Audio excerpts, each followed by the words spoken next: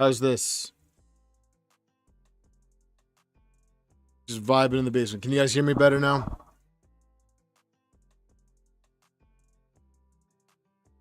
This should be good. You should be able to hear me now. I can see it here. It's moving with my voice.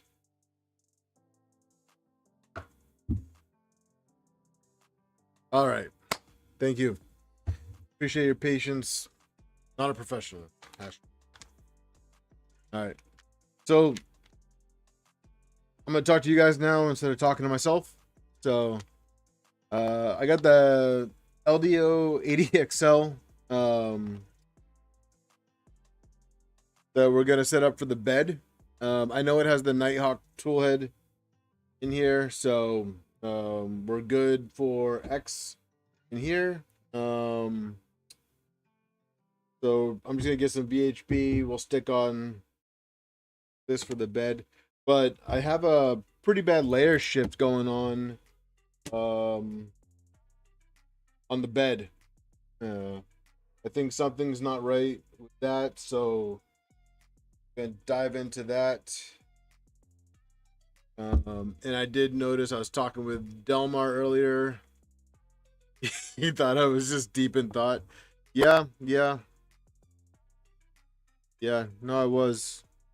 But yeah, I was saying I was ditching the clear because that's for a project for next week's stream, which is to do with the mercury.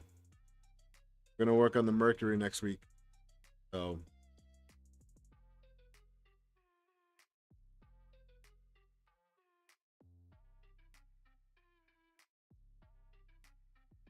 yeah, the mercury we're gonna ditch tap in. I'm gonna put the Big Tree Tech Eddy a sensor on it. I'm gonna give that a try.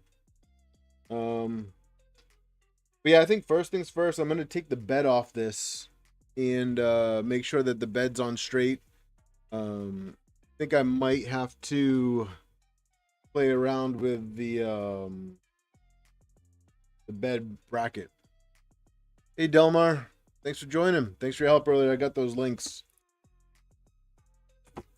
Let's move this. Yeah, she's all working, looking good too. I like this thing.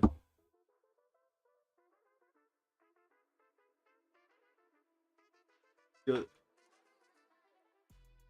Yeah, I think the bed's just loose. LOS. So I think the bed's just loose, and I don't think it's on straight. If that makes any sense. So when I was talking to Delmar this afternoon, and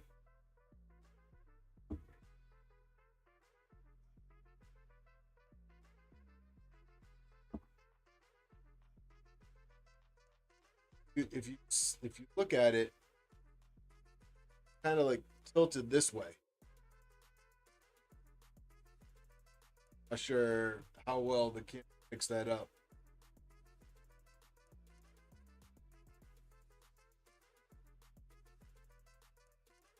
Yeah, the servo's working great, Delmar.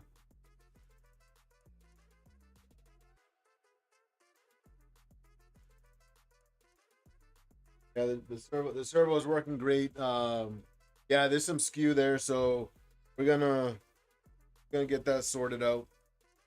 I think it's where the bed, I think it's the carrier on the rail. So we're gonna jump right into it right now.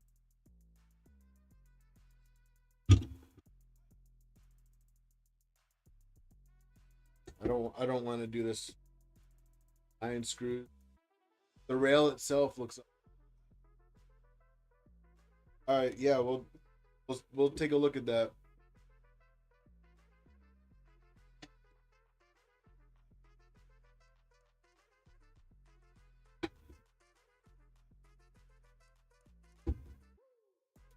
Sucks too because I literally spent about an hour leveling this bed on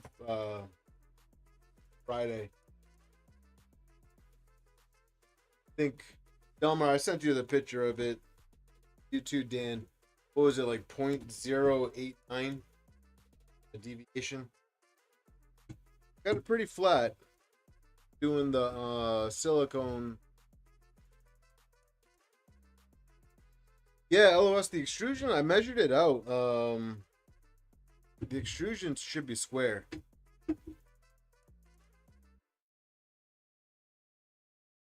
We'll see.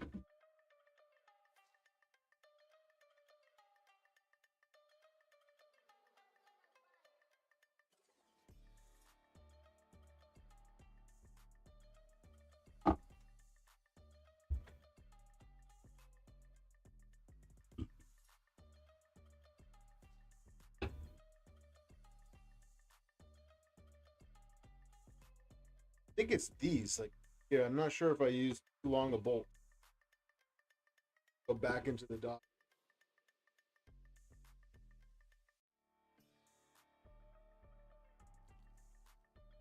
Yeah, I've never done screw tilt with 9 screws. Oh, wrong.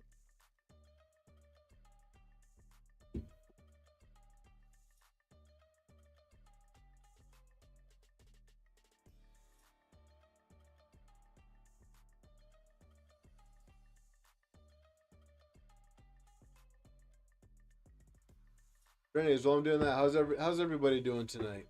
How's everyone doing?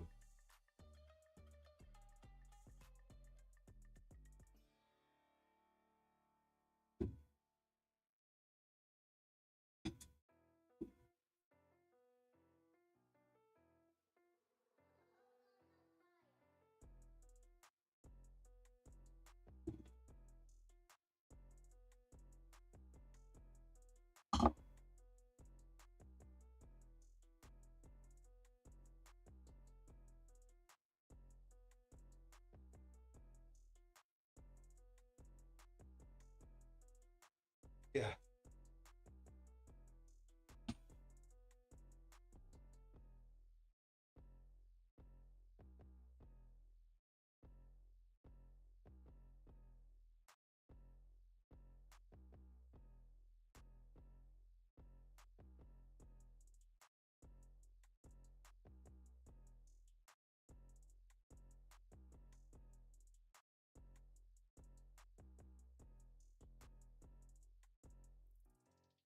Is there an upside?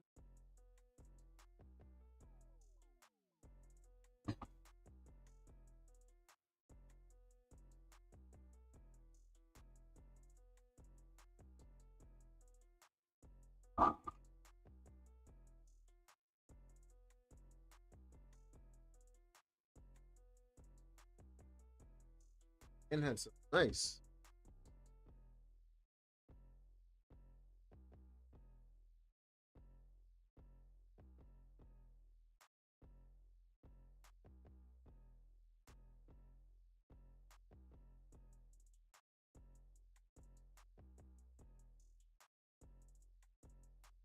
Accurate. Also, oh.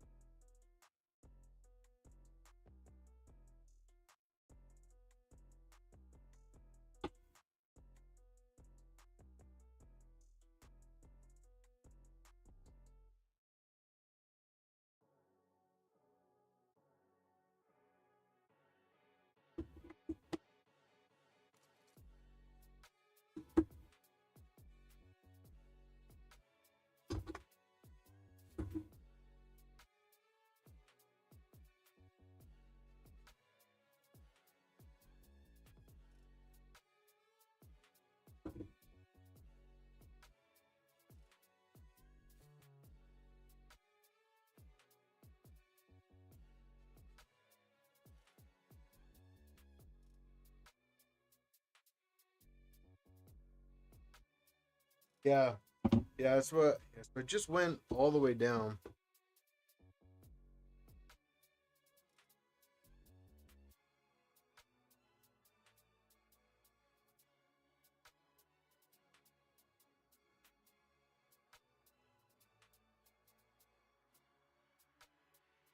later too.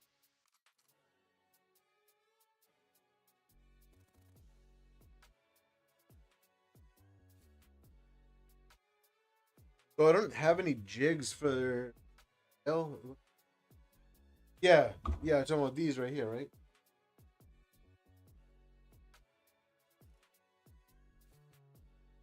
I just used these spacers and everything seems great.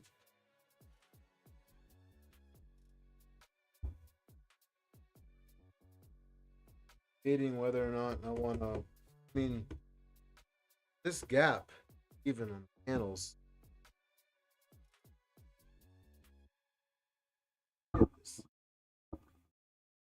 LDO rule.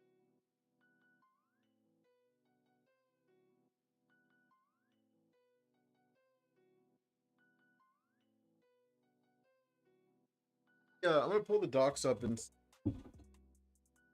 supposed to be 3 by 8.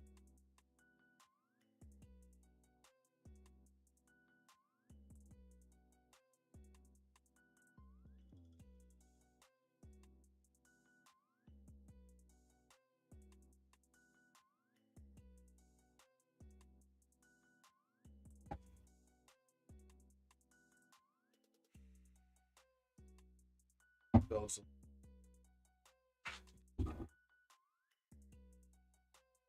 What's the tiny M? I've heard of tiny T before.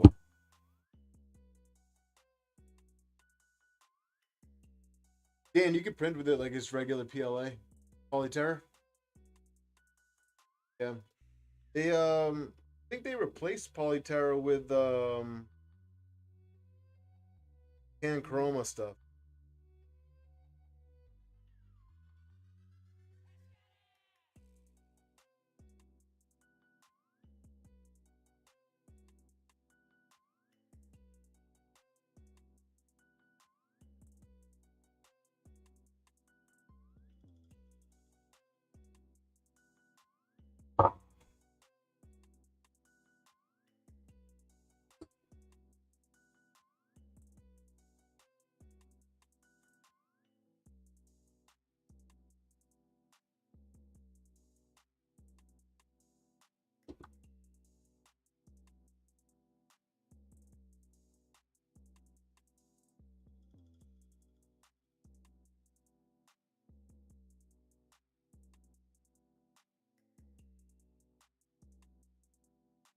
Not too spun up on.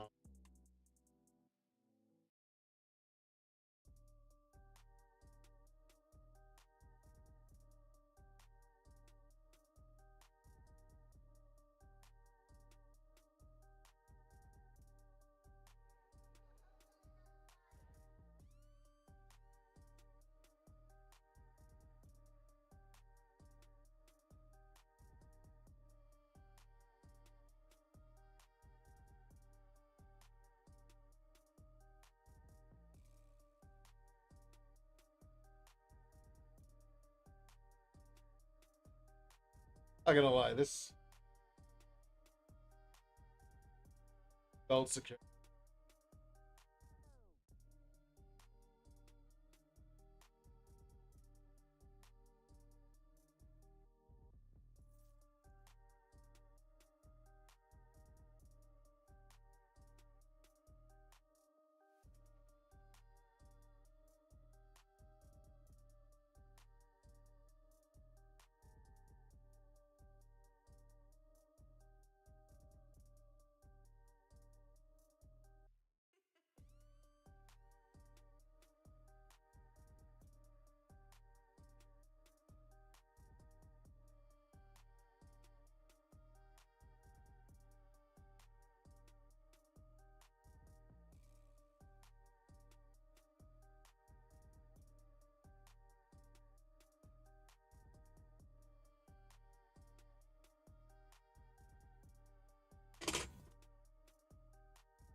The mic just cut out?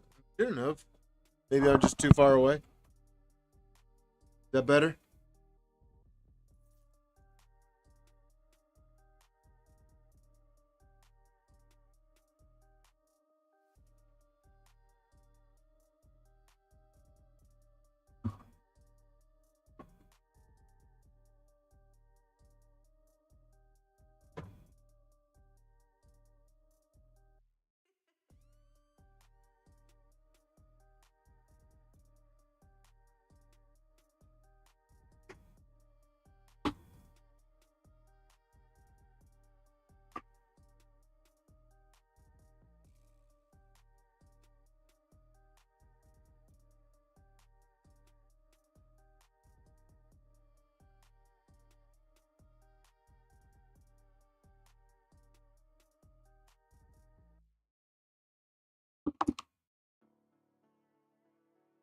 Hey, Clownhammer.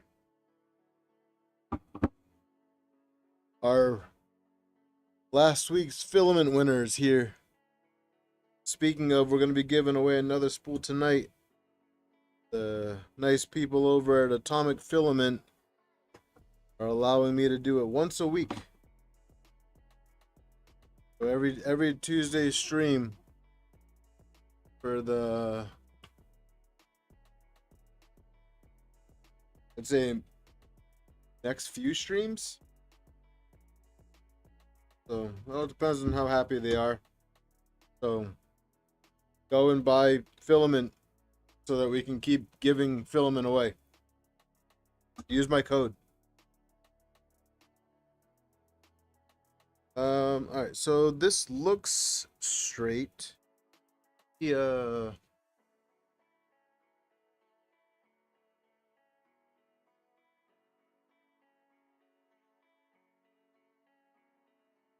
Hey, Muska. This is going to be not so exact.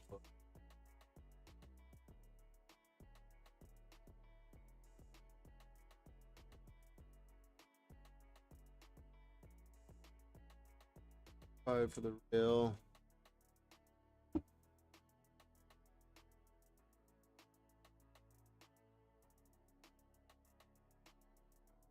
The rail's been on the Y.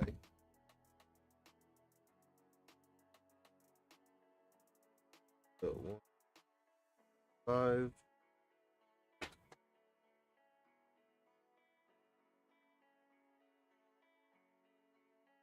$175.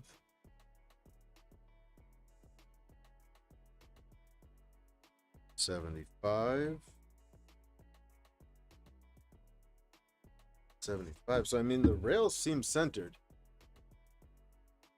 So I mean it's a tape measure, so it's not super accurate, but if it's showing the same all around on the tape measure, I think that's a pretty good sign. So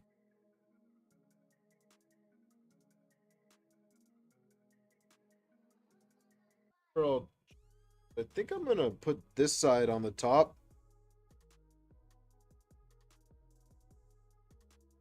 Dinner. Anything good?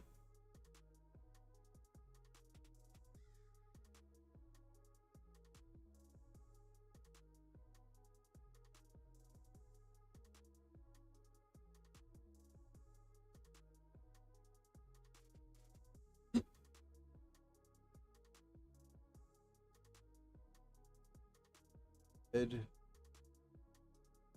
screws test.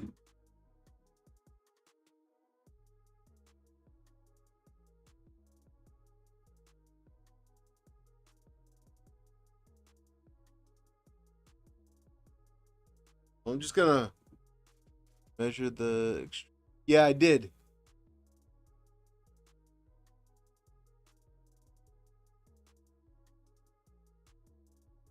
So I measured from the edge of the rail to the enclosure panels and to the Z, and the rail is even, and I use those tools with these little jigs to center the rail onto the extrusion. So I mean we should be good.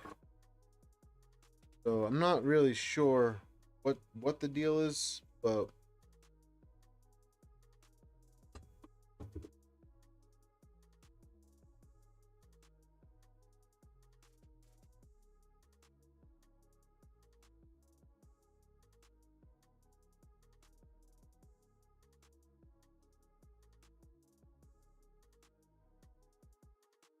I'm gonna be honest with you guys.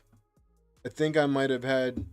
I don't know if there's a right side or an upside or a downside on this carrier, but before I could see a little bit of a gap underneath the carriage to the rail, and now looks like it's flat up against it.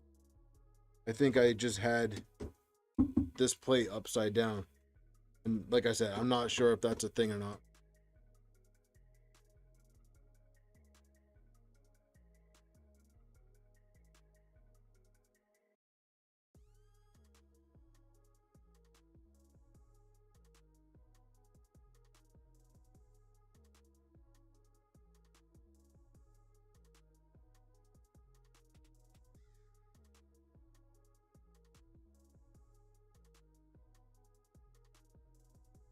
Can it be rotated 90 degrees?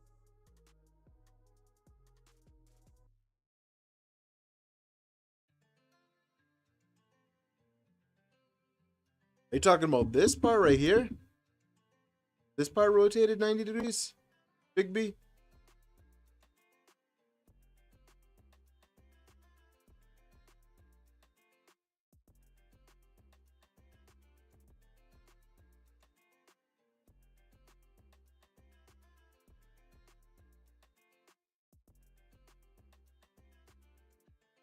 Okay, yeah. Yeah.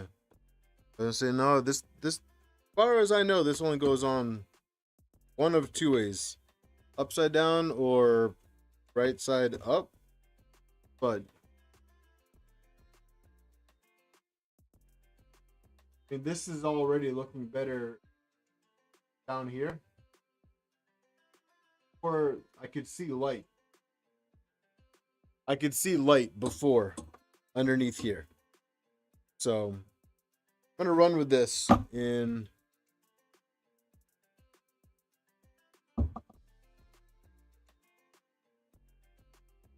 see what happens. Now to get this thing flat.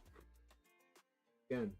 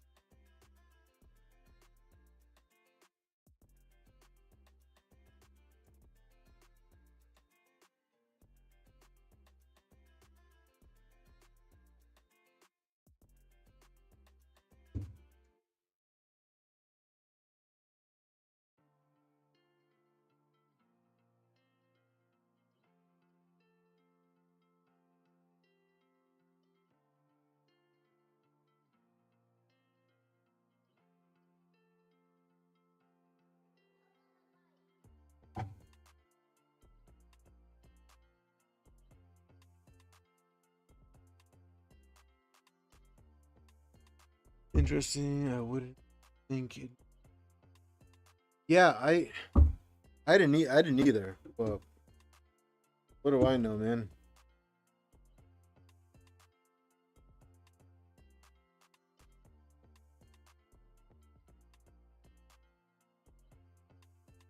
This is my first time dealing with a bed like this, so this is already like super funky to me as it is.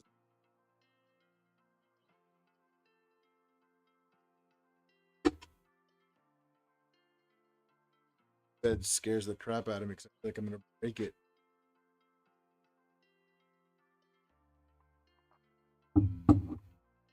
Got our 6mm Allen wrench, so over here, plug up the bed.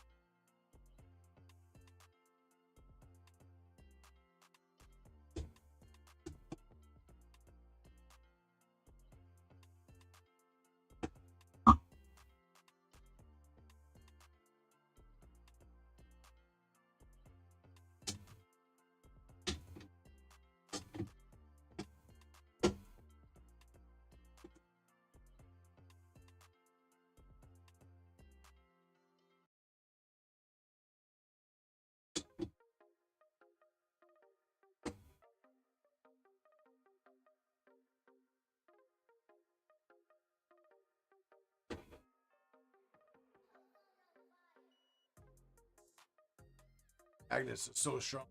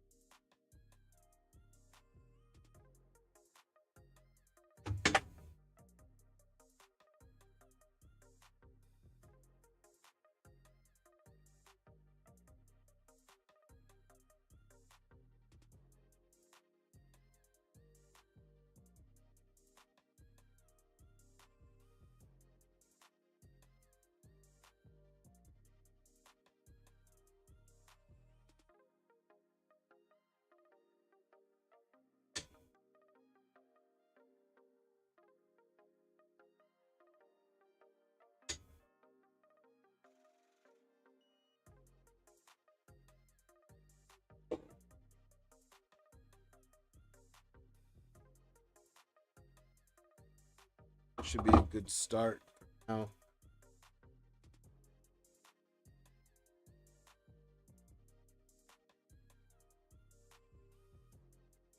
All right, so I'll say this: it already looks a lot more.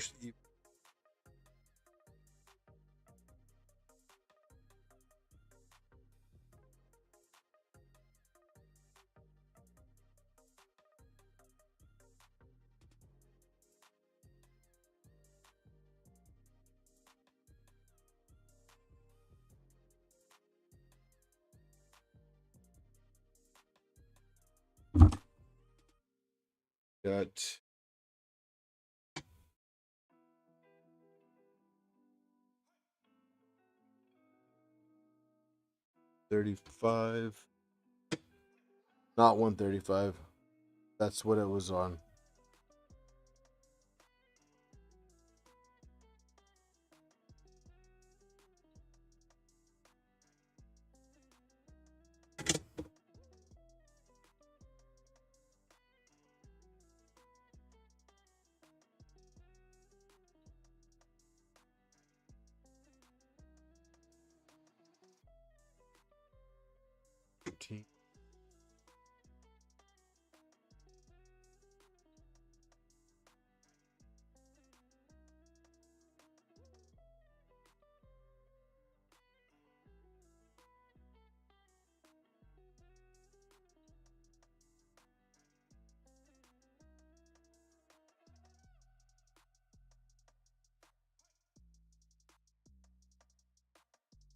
$13.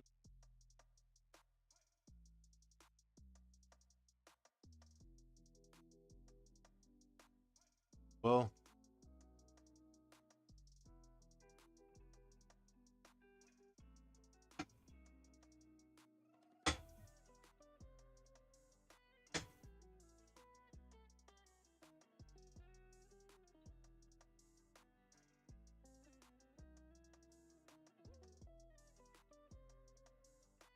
I think it's passing the Delmar test. The out of square, the rail. No, I don't think so. I think well, so I adjusted something. I just recentered it, the rail. So I did some adjustment here. So let's take a look. I mean, it looks a whole lot better now. Like these tabs are lining up with this.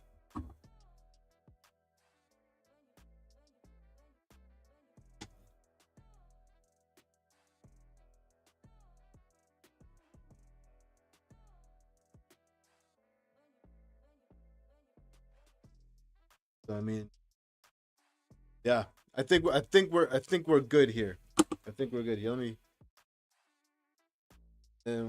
moment.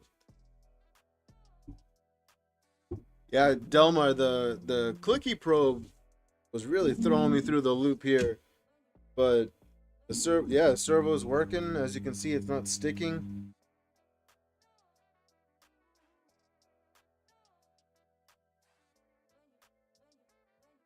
So super happy with that. Now let's here and let's that up.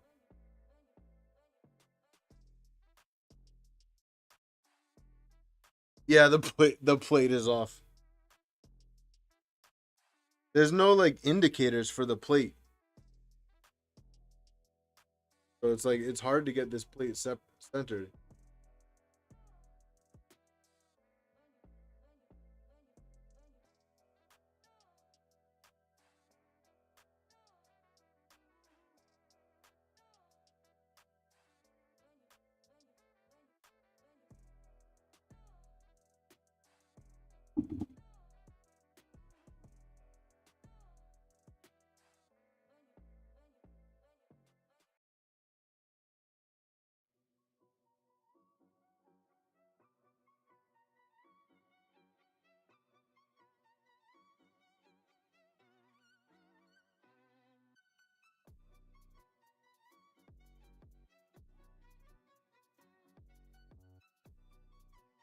Big B, you talking about the bed?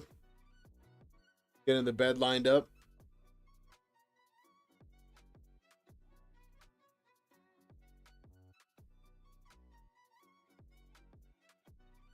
Yeah. Yeah, it's I think that part's gonna drive me crazy.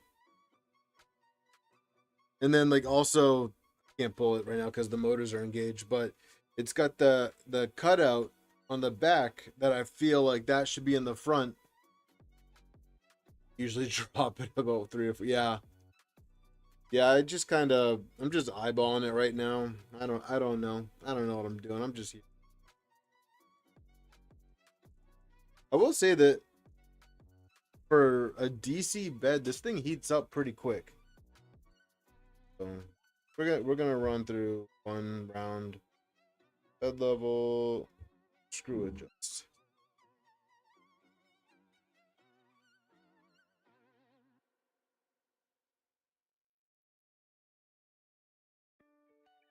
I also had to swap out the clicky probe for a different one because where is it?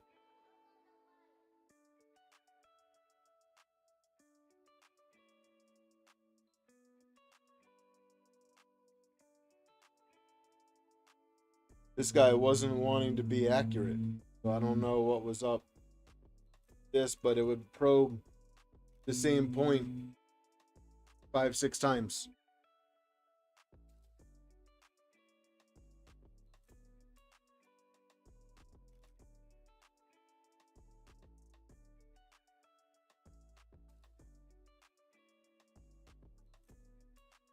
Some filament sticking in the front.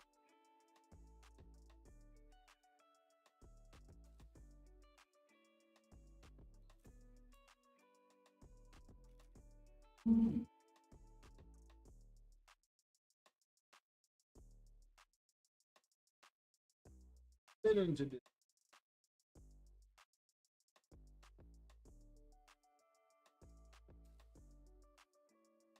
in it.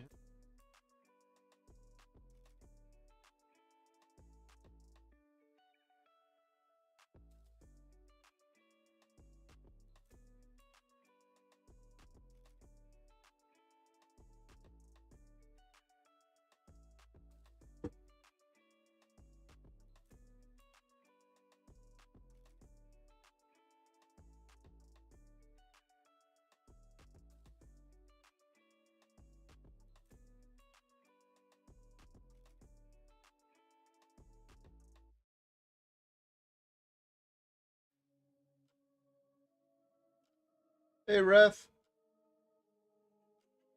Thanks for your help earlier, Ref. I appreciate it. That shake tune install was being really weird. So thanks for stopping by. Spent a lot of time watching your input shaper videos.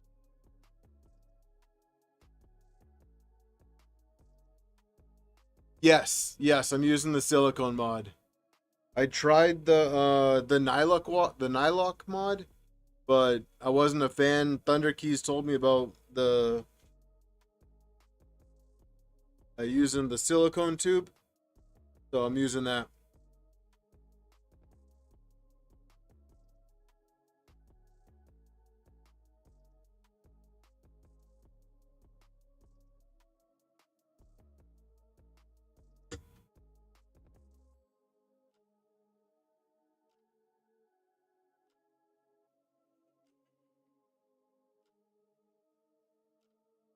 It definitely feels better than the Nylock.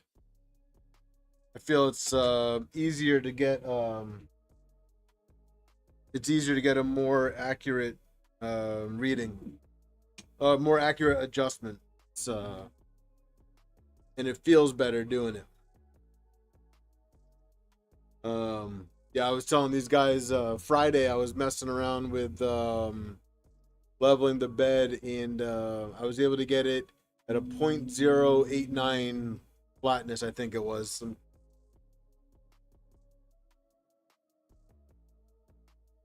Uh-oh. Oh, heater.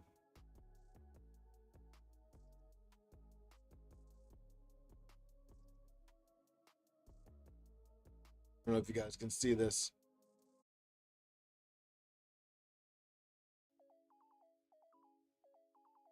It was before.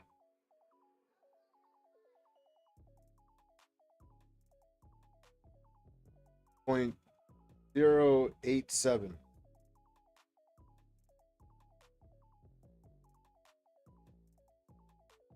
With some LEDs.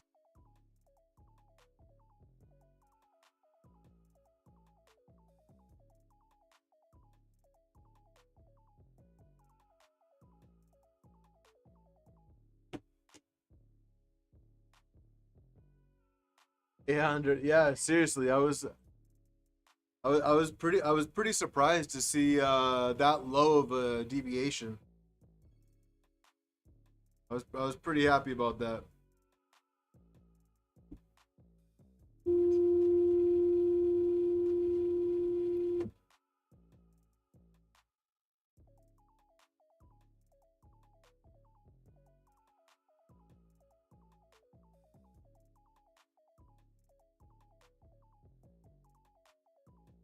Delmar, are you still in here?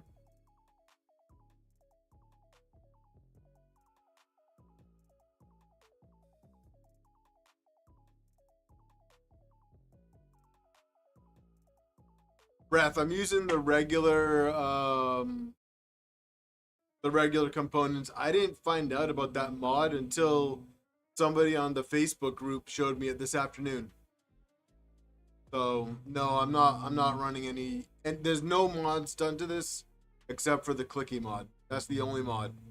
Everything else is exactly as the LDO kit. So Delmar, look, it's got a screen. I got a screen, Delmar.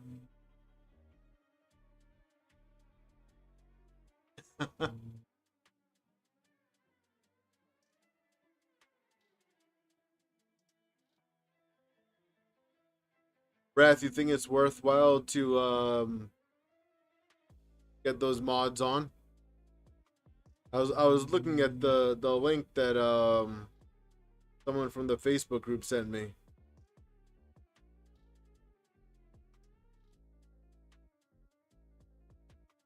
Numbers are better, so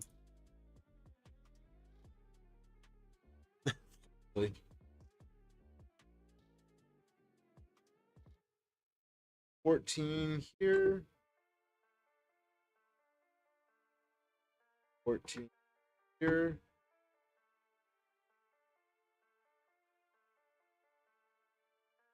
For X and Z motors, yeah.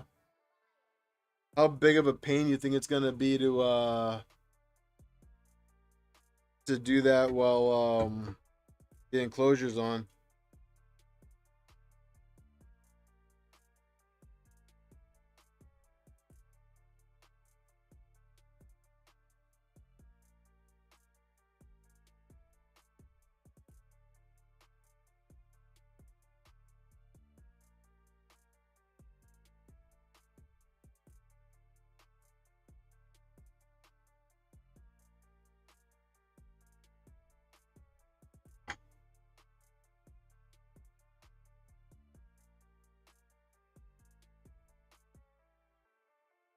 Yeah, LOS. The screen thing back in Earth, I was running my two printers without a screen, which ended up being a nightmare.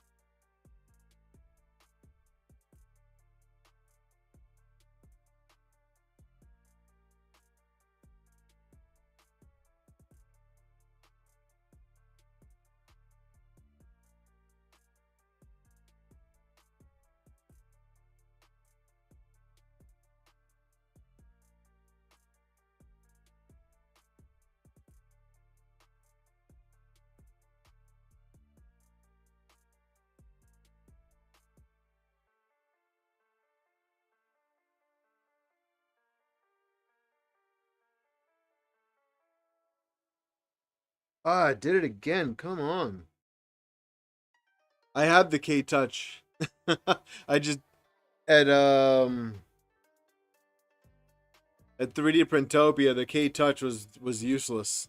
It because it looks for all the Clipper devices on the Wi-Fi. Yeah.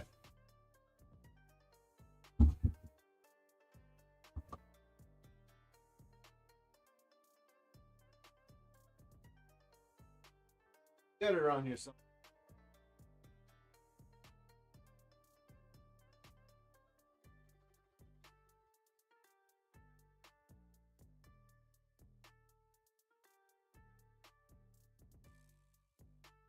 Got the K Touch around.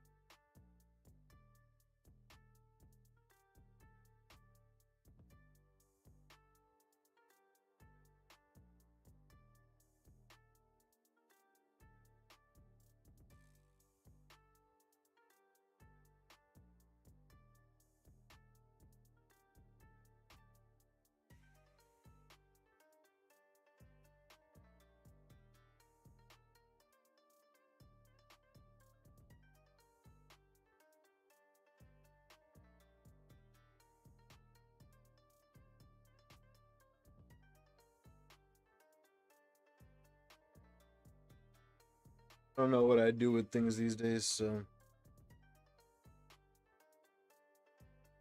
the this whole area is kind of in like a limbo state right now because I'm rearranging things.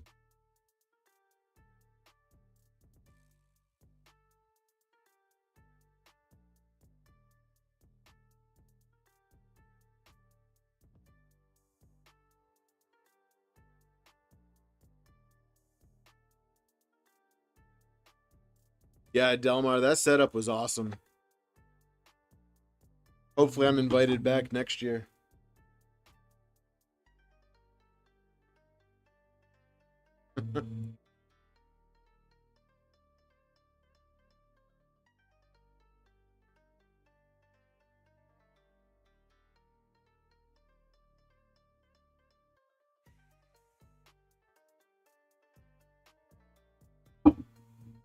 Yeah, LOS, now you got me wondering where this thing actually is.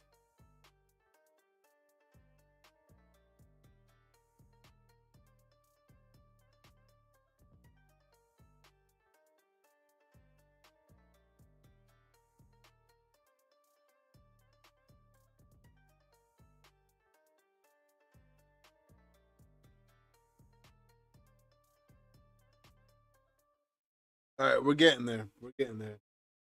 Also a mod to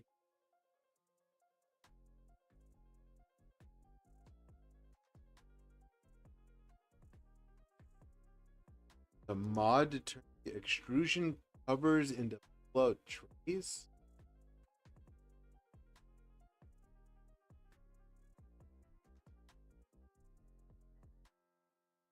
Breath, could you post a link to that? That sounds very interesting. Yeah, Dan, he's definitely playing with it. That's funny. I don't know. My son's just like I am. If I can't find it, he can't find it.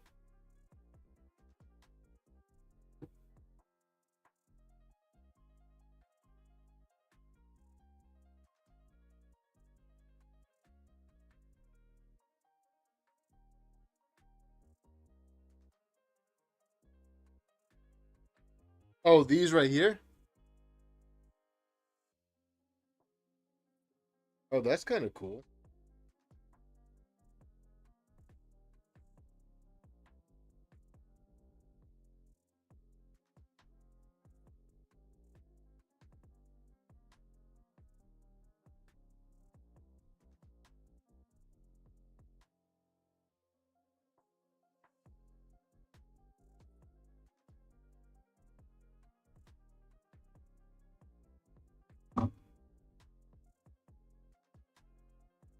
Oh, shit.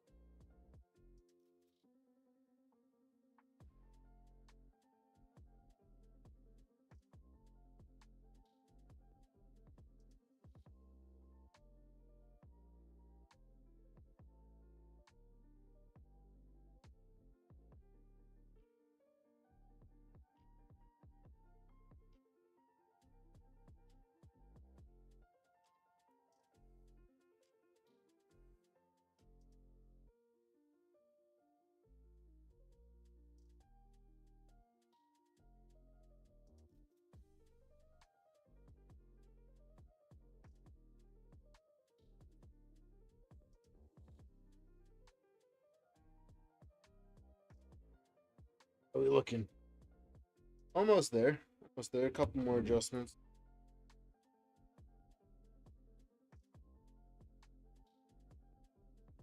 No, I didn't see the link. If you want to send it to me on Discord, that'd be awesome. I'll take a look at it.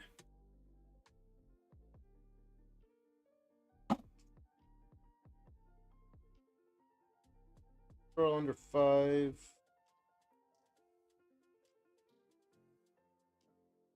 Nine. 6.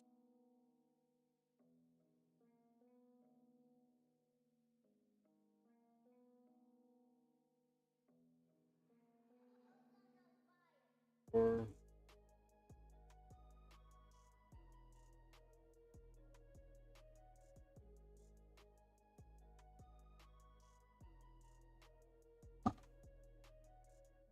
Thank you. Yeah, I'll pull that up. That's pretty cool because I think I'll probably end up grabbing a couple more Revo nozzles for this. I think I'm gonna grab Revo I'm gonna grab this setup for another printer.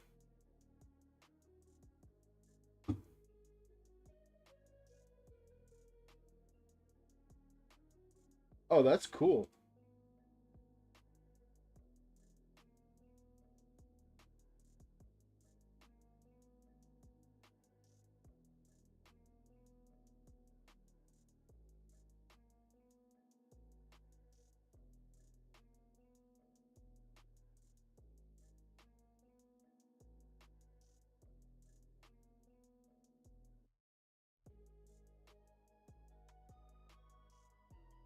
Yeah, I'm downloading this right now.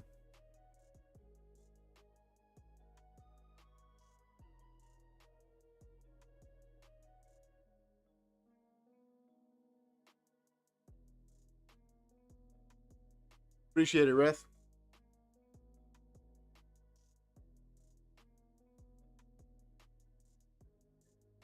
Actually, you know what, Reth, now that I got you, with input shaping, with the new shake tune, do you think the new way is better?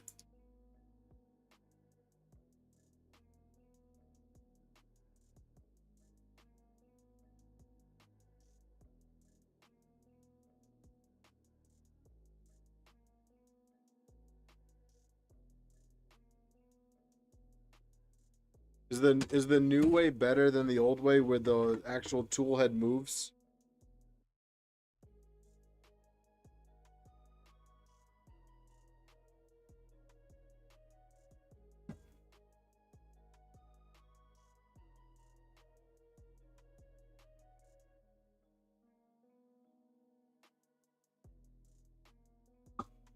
Saw your video on it. I just wasn't sure what your opinion was.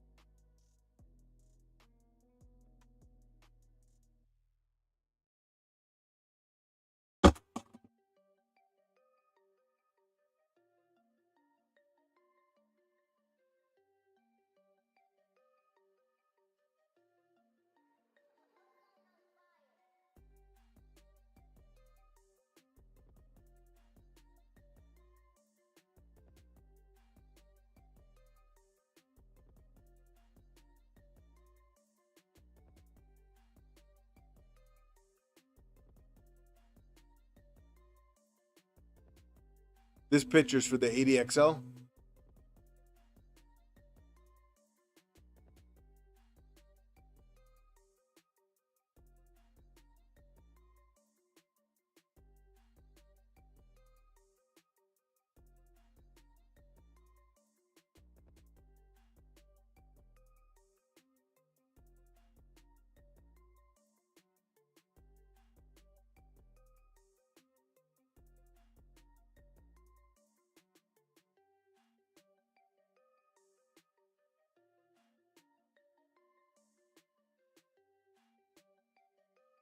All right, so let's run a bed mesh on this and see how we're looking. Got everything under 4 minutes. 4 minutes is the highest.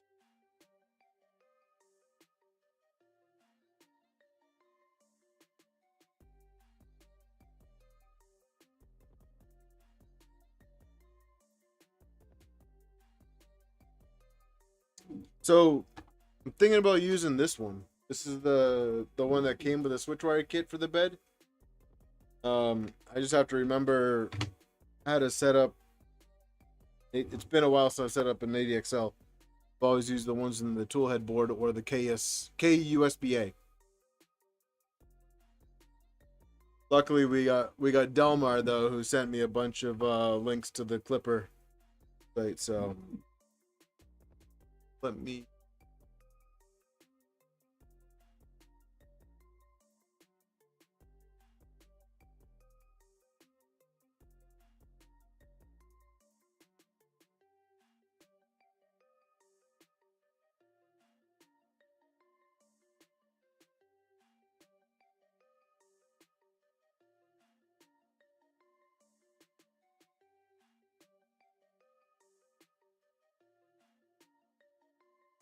David, what happened with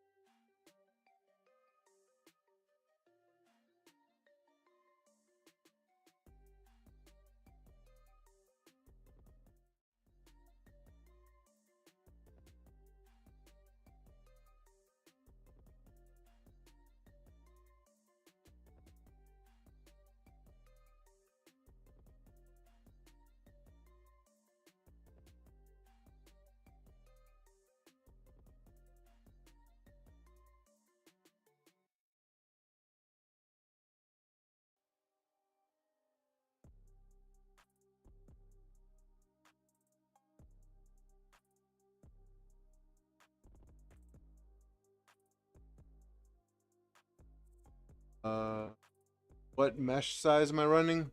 I think it's 4x4.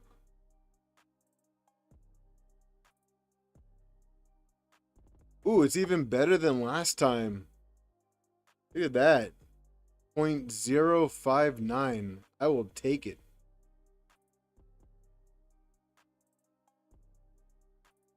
No idea. It's giving me that 3 times now mid print. So is it shutting down on you, David?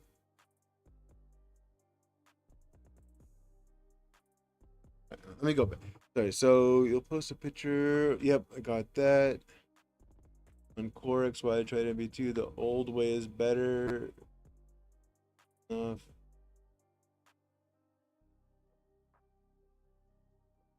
hertz 100. 0. The key change sweeping period. 0 is the old way. Okay, so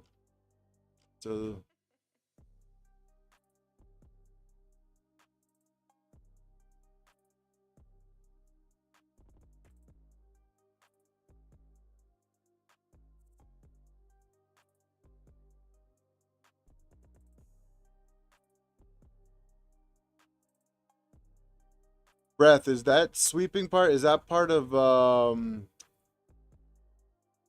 Shake Tune or would I put that here under the ADXL 300 345?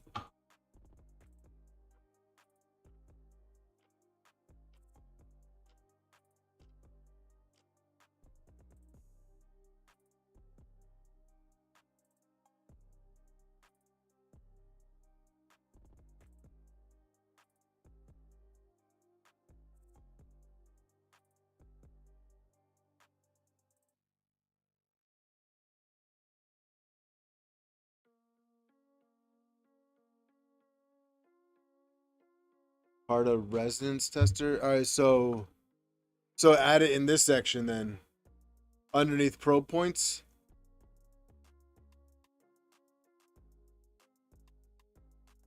Sweeping underscore period.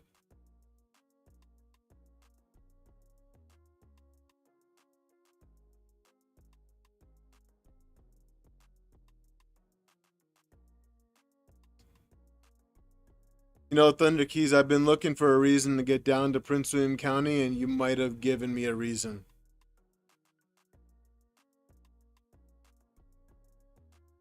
Add both sweeping period and sweep cell.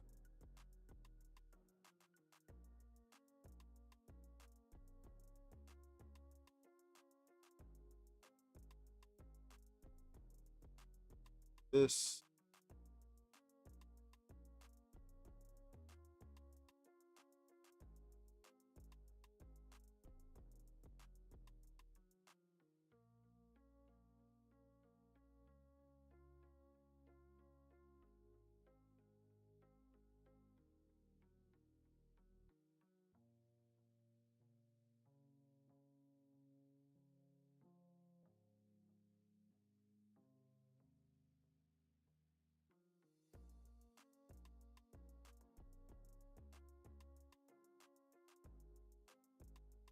here.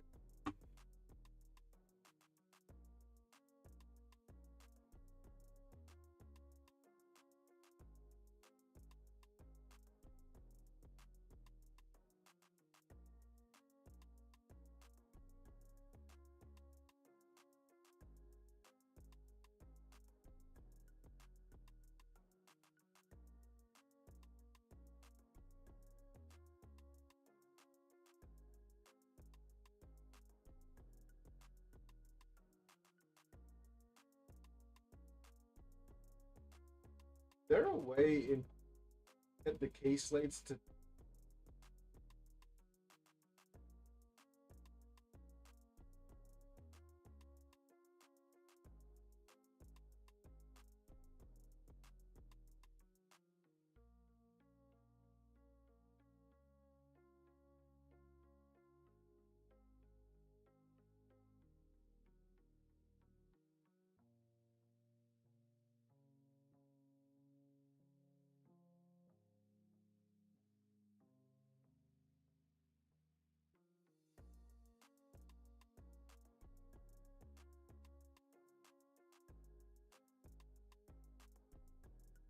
touch it?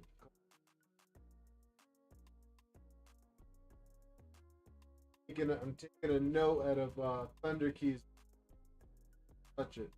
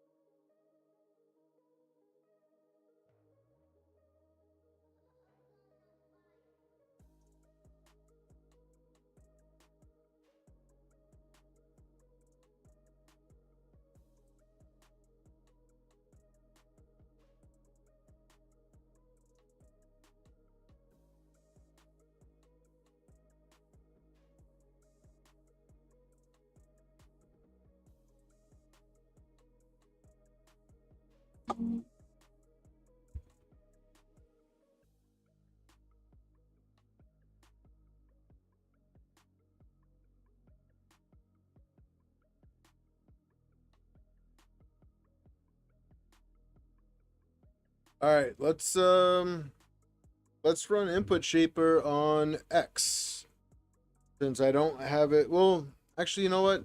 Let's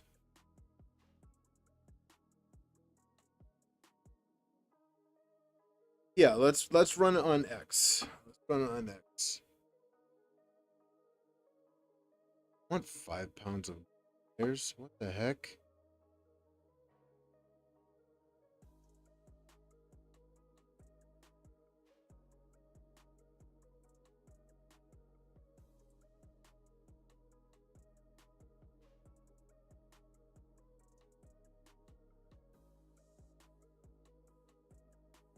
Hey, it's still doing the sweeping.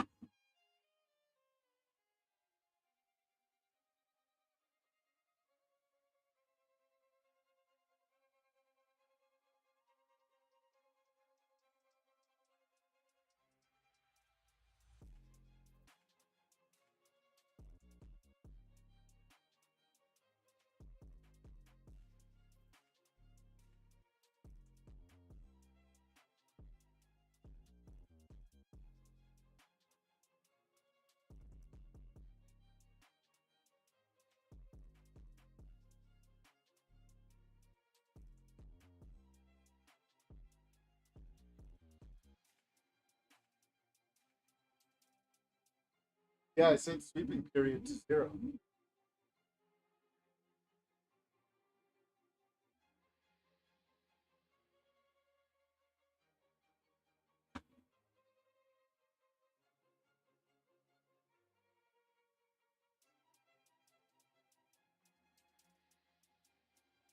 Well, I did it and there's no.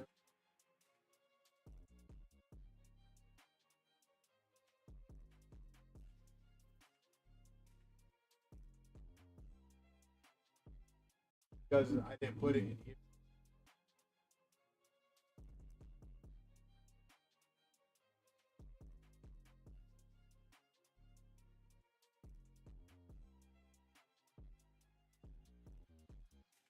I don't understand this whole Nighthawk board thing. So, all right. So here's the deal. So yesterday I was going through my config and I realized I didn't have the include Nighthawk board config or whatever in my printer.cfg. So when I added it, Clipper just kept it on a blue screen.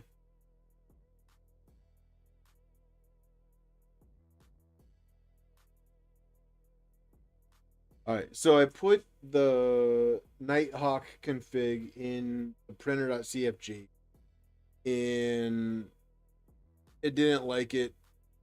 I don't know why, but I got a blue screen. That blue Clipper restart screen. It just stayed there for a hot minute, and then it errored out. And then when I commented out the include portion, um, it went back to normal, and this is how it is. Everything works, but the changes in my Nighthawk config don't transfer over to my printer.cfg. So let me firmware reset that, and now we have a before and after, so we'll do that.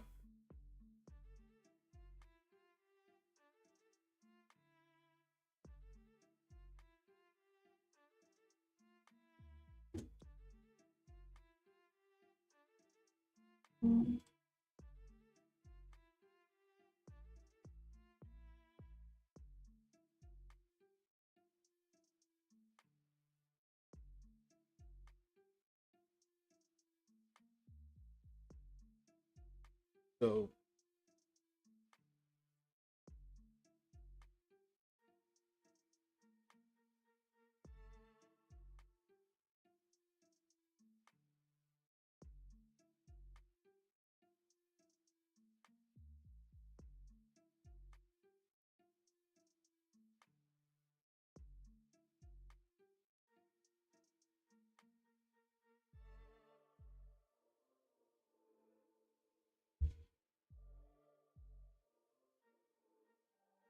yeah, the shape of the graph I'm happy with.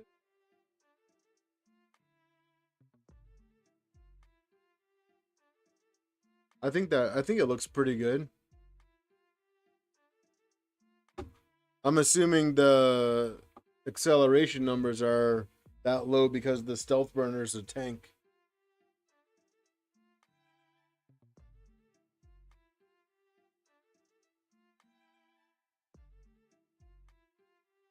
All right, let's see if it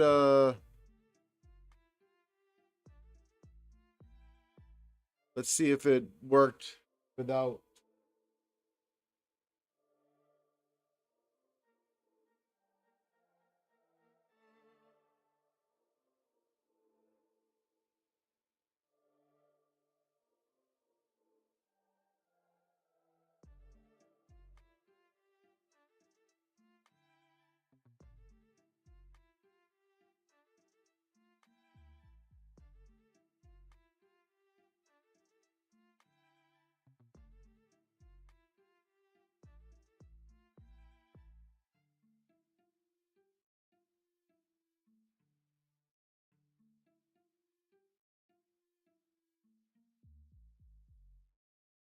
Although you would think it would be a little bit more closure.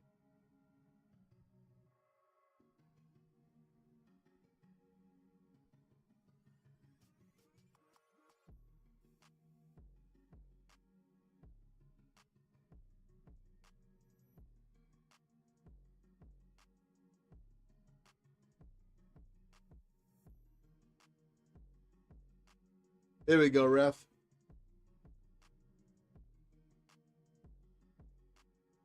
I needed to change it in the printer.cfg because the changes in the Nighthawk didn't take effect.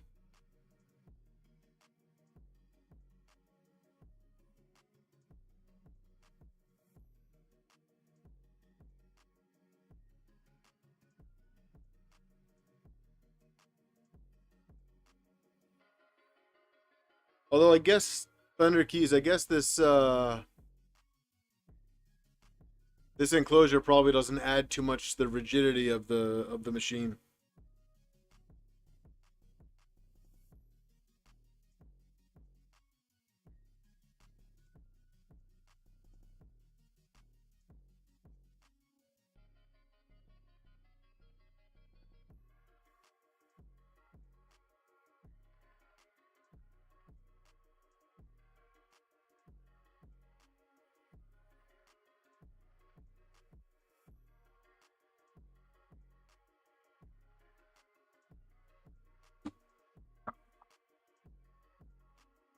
Well, I put the Nighthawk config in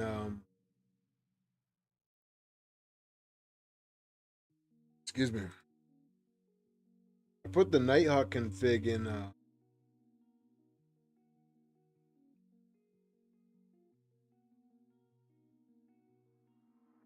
at the bottom.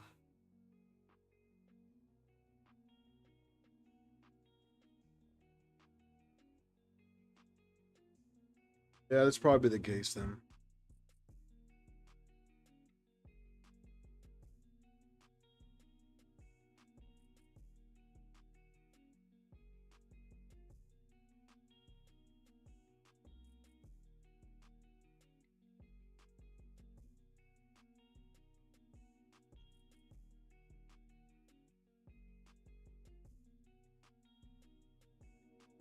All right, let's see if there's a difference between the sweeping and no sweep.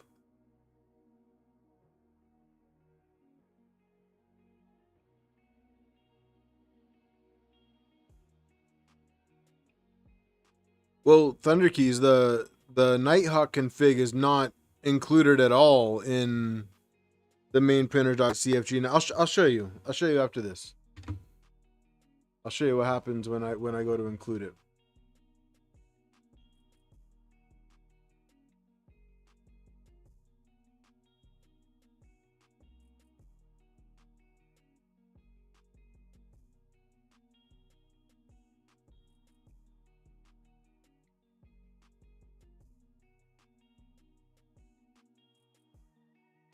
Yeah, so it looks like the I appreciate it, Thunder Keys. Yeah, it looks like the Switchwire likes the old version better. So I'm not 100% sure what all this means, but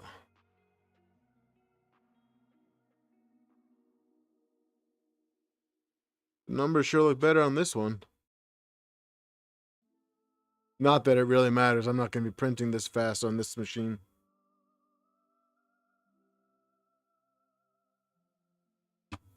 The graph looks about the same. Yeah, I think it's about 500 acceleration higher. Okay, yeah, I can put them side by side.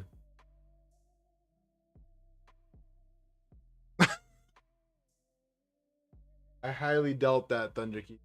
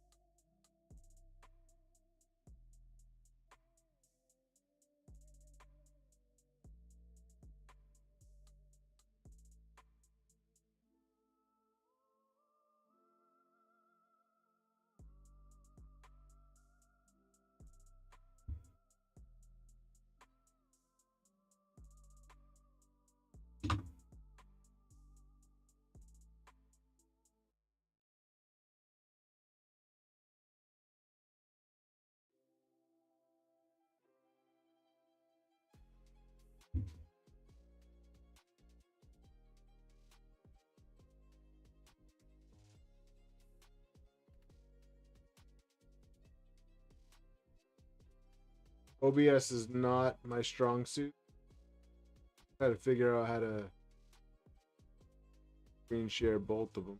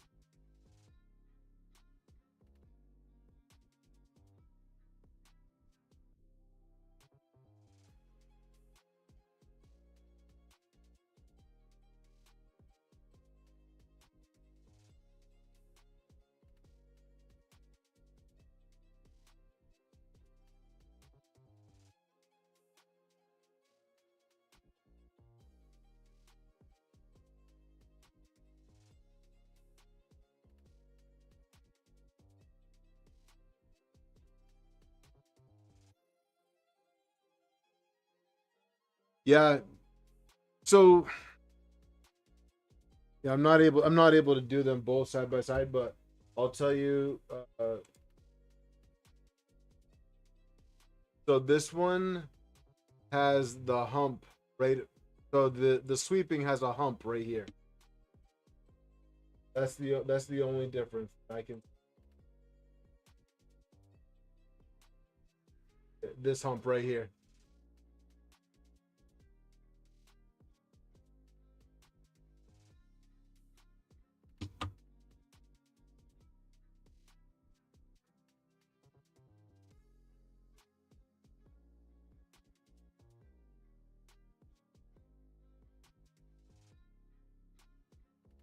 All right. So as far as the config goes, let me show you. So if we go through here, I don't know if I need all this shake tune stuff here, but I just did it just in case. Then fill bolter turn 0. Yeah.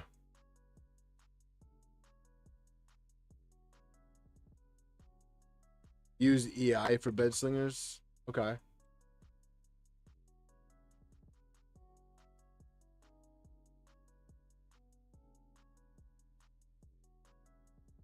That's good to know. I mean, it's been a long time since I've used a bed slinger. I just sold my last one.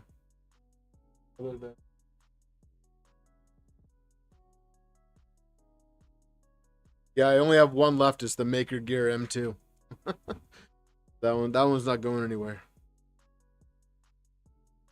All right, so I don't have the Nighthawk config up here at the top.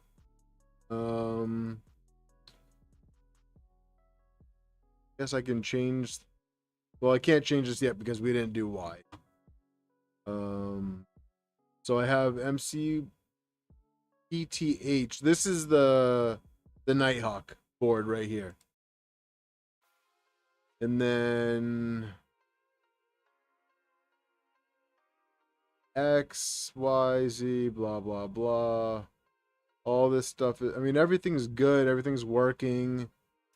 And then you go down here at the bottom where it says to include the Nighthawk config. So I have this. If I uncomment this, hey, sweaty balls. I love it. So let's go ahead and include this and I'll show you what it does. Save and restart. And I guarantee you now, because I'm doing this live with you guys, it's going to work. But yeah, so it just sits on this screen forever, Thunder Keys.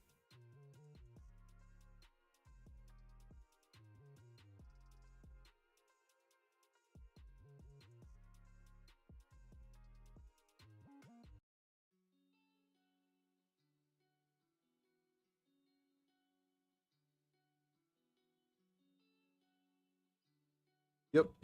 Download it right now.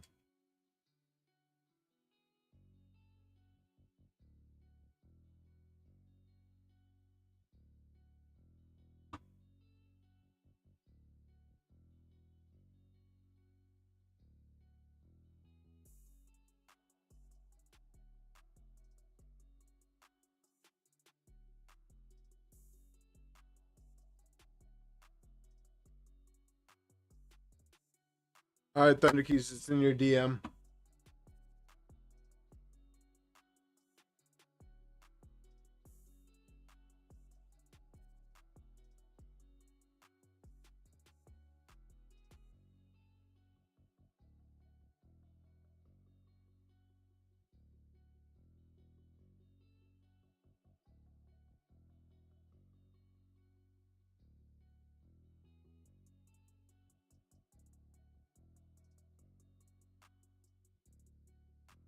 Yeah, and now here now it gives me the error.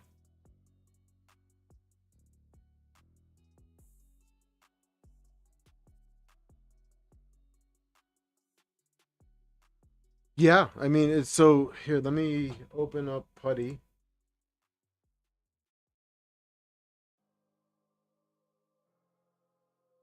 Let me share Putty with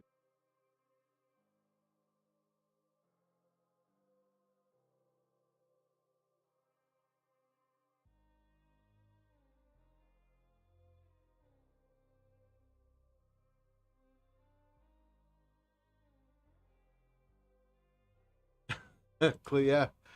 So what am I doing? Should not matter if it's all right. So what is it? LSUSB? Is that the correct one? No, that's not the right one. What's the command? I mean, it's the same path in both configs. This one, right?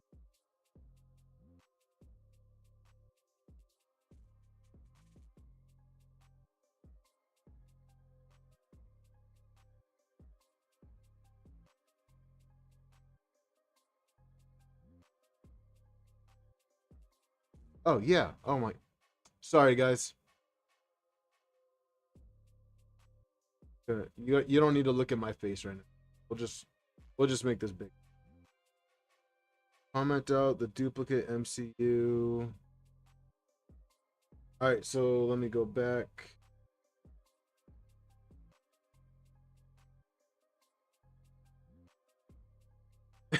So, sorry.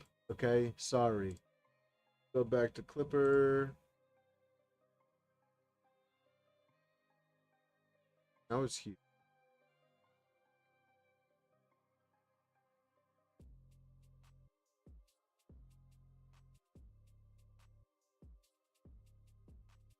So if we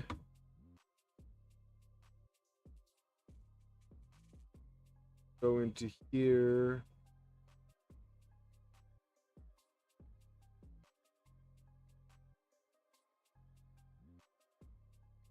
so Thunder Keys, are we commenting this out?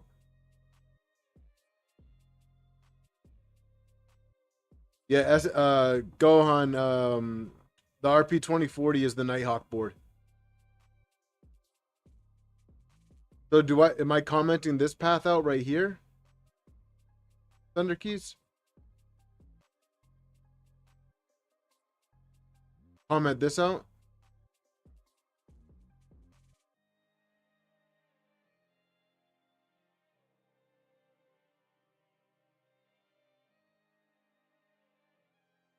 Wait. Waiting.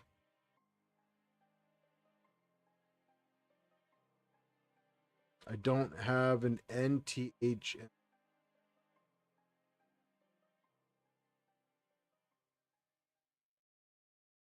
Oh, so wait, if I copy, I think I hold on a second. So if I copy this, it's this right here, right?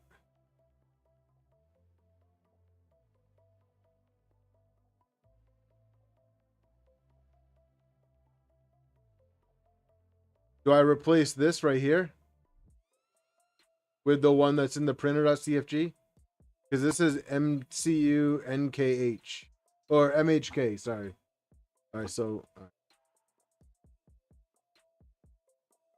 put this one here, but comment this one out like that.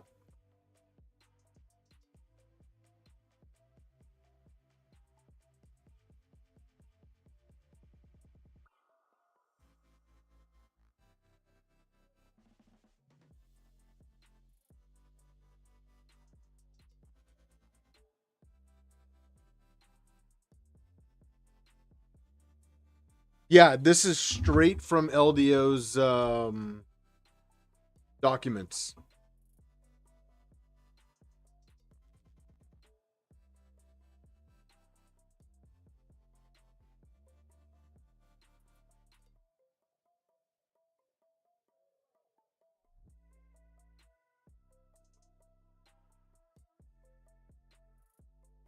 But is it called PTH because that's what it was in the printer.cfg? Like if that one was commented out, would it look for MHK and that it would pick that up in here?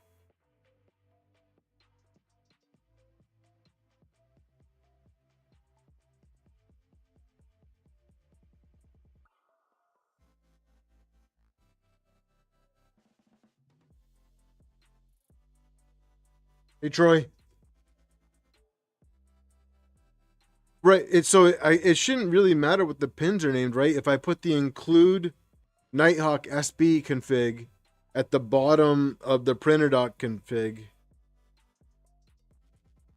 then it would replace the ones that need to be replaced, right?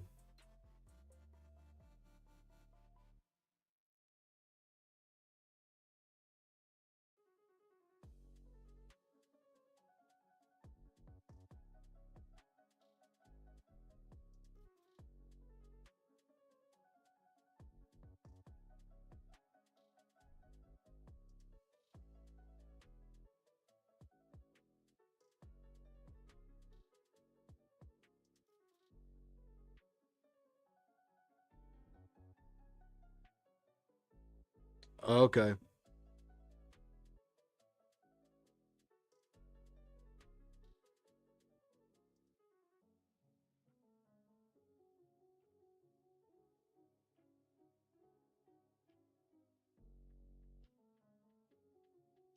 Oh yeah, because this is over here as MCU NKH NHK. Jeez, and all of these are NHK. So all of these would have to be changed, correct?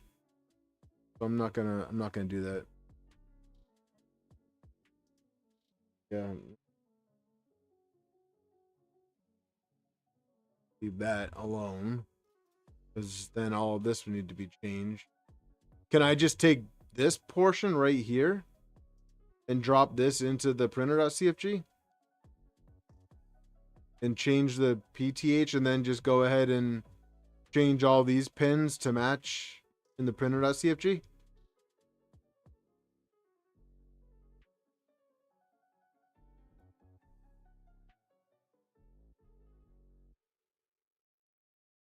All right, so then if I take this address right here and I copy, which is, yeah, I am reading what you're saying. I am reading what you're saying, Thunder, and that's why I'm asking. Maybe I'm not understanding. So all right, so theoretically, yes, you have to go and make sure all the pins are correct again in Nighthawk. Yes.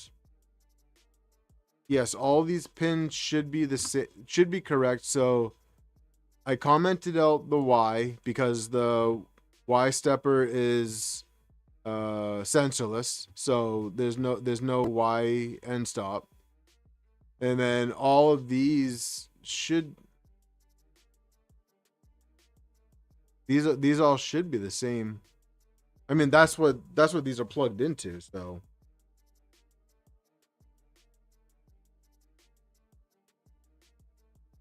interesting. Okay. I well, all right, so let's close out of this. Second.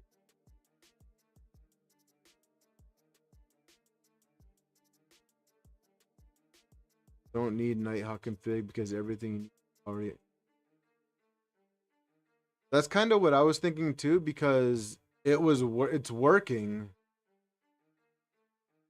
with this commented out. With this commented out, it's working.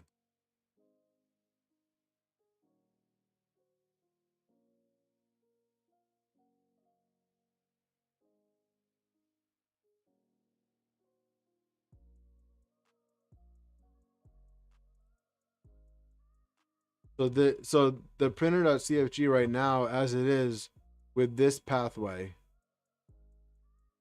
has all the correct pins already. And I don't need the Nighthawk is what we're all in agreement on.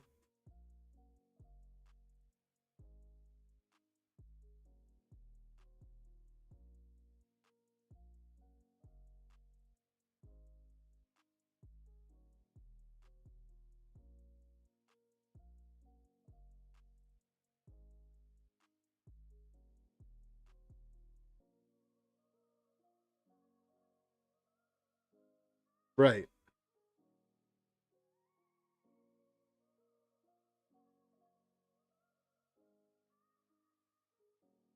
All right, well then I'm just going to leave this as it is. If it's working, it's working. I don't need to overcomplicate everything.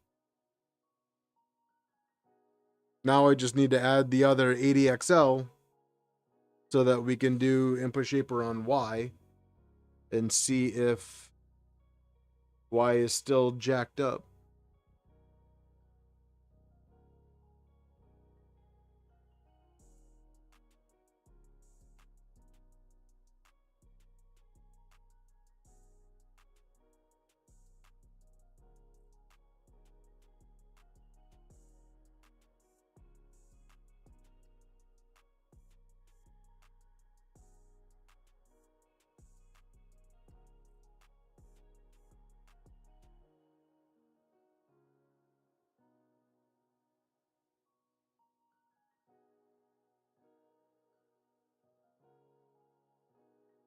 All right, Reth, I'm going to try your hot end bed 80XL. So down here.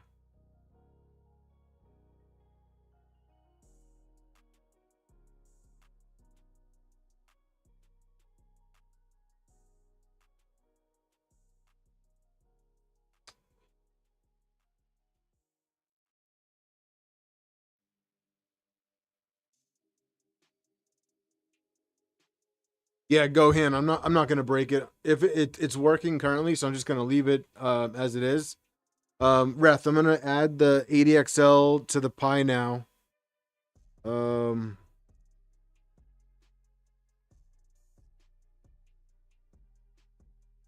so what I want to do on stream is I want to make sure that the printer just works. I want to set a good baseline on it. And prior to this stream, I was having issues with Y. So I reset. I'm not chasing unicorns, Delmar. I'm not chasing. I just want it.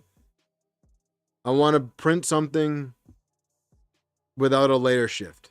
And right now, I was having layer shifts with. It was in the Y direction. Um,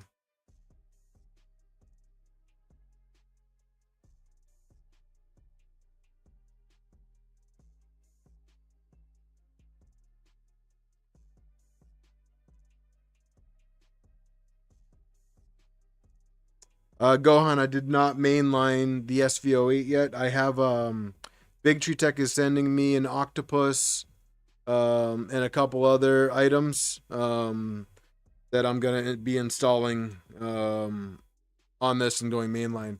But here, just make this smaller so I can show you guys. So I'm going to go do.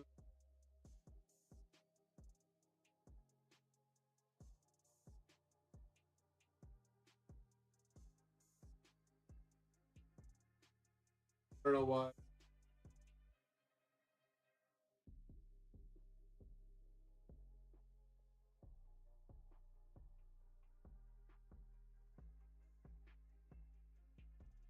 So that 80XL will take. Well, you know what? I got you guys here, so I'm gonna use you guys.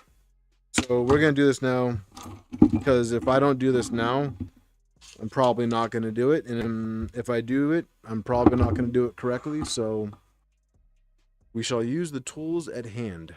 So let me shut this down.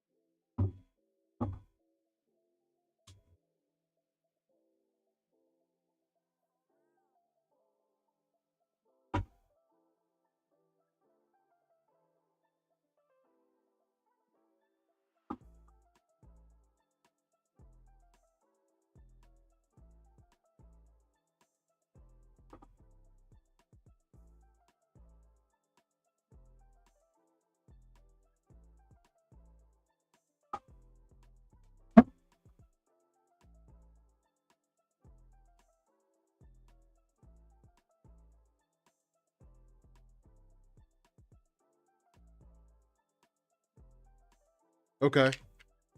Yeah, I can take a look at the motor current. That's something I didn't even consider.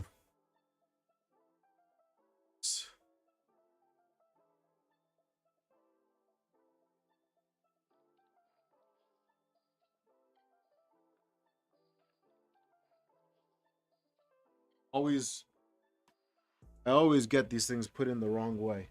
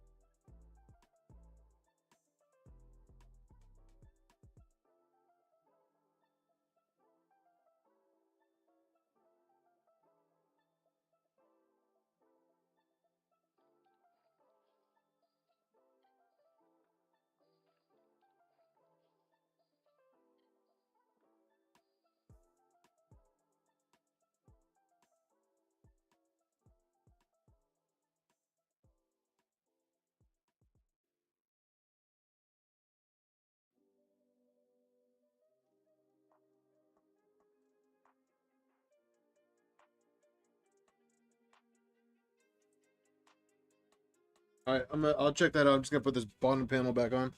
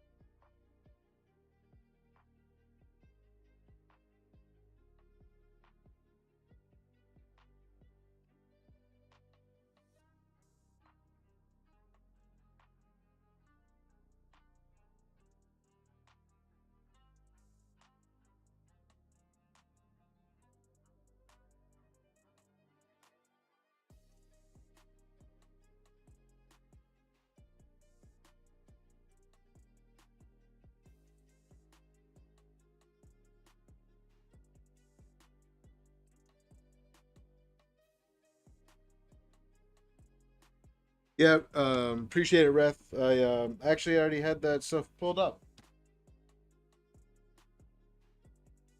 Also interesting that there's very little information. I know it's just the ADXL, but there's no like nobody's done anything on the quote the LDO input shaper tool that comes with these kits. So I was trying to search that, and then while searching that, I realized that it's just an ADXL 345, and then I found this the docs website that you just sent me.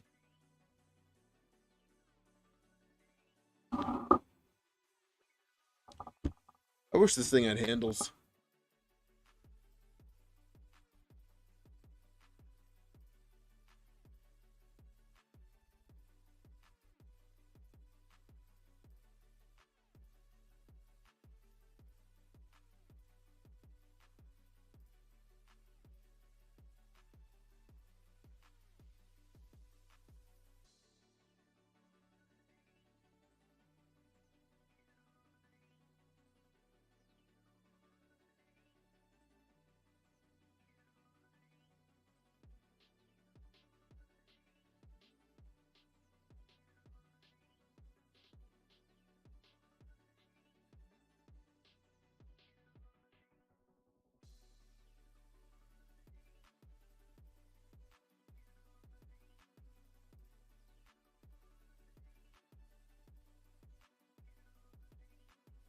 There are handles for the switch wire?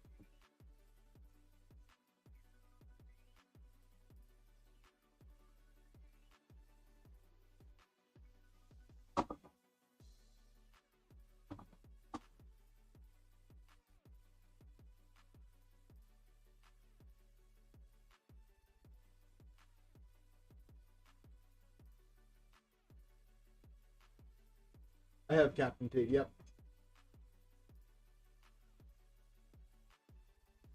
A lot of that.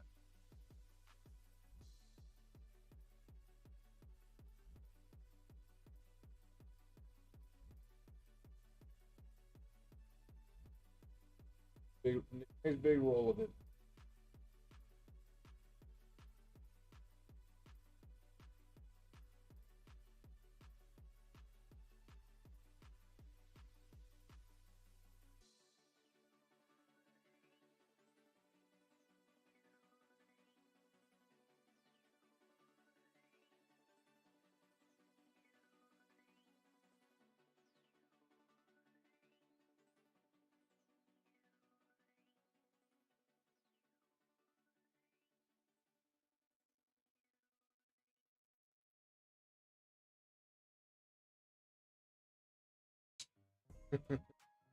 No, I got Captain tape. Captain.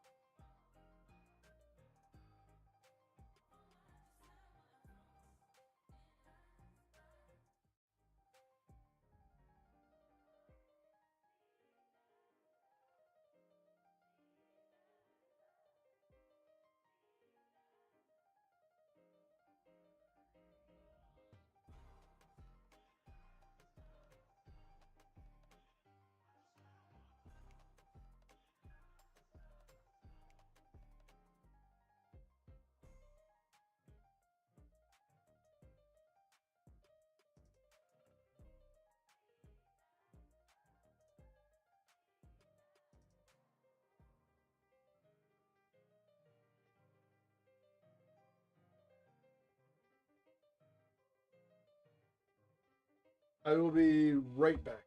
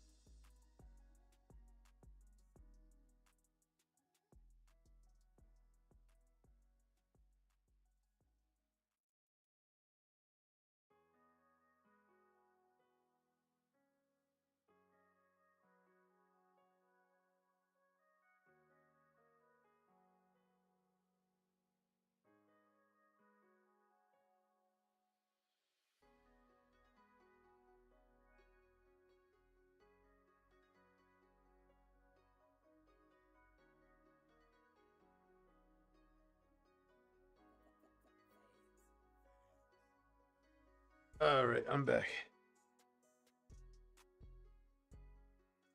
Yes.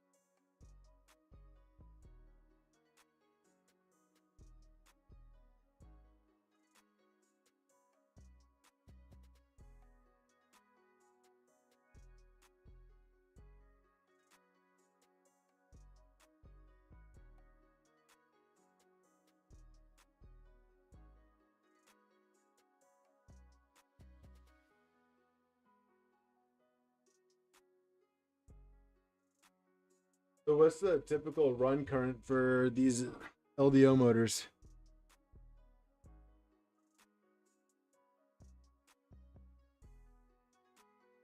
Yeah, I'm back. I'm back. Sorry about that. It's bedtime up there. All right. So it's at 0.5 now. What should I bump them up to 0.75 or something? I feel like these motors can go higher than that, right?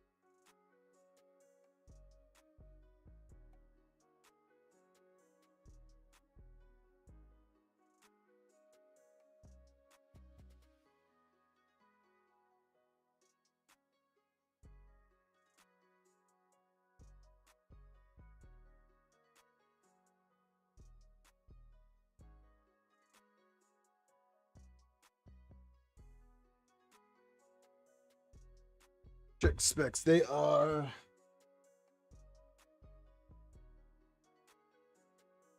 God, they make the writing so small.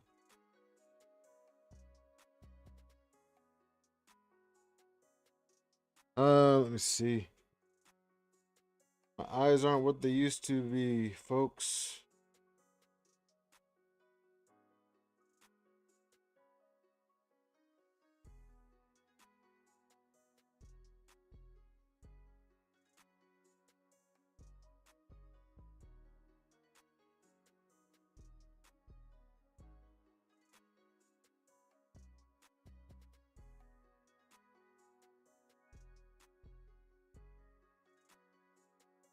Gonna type.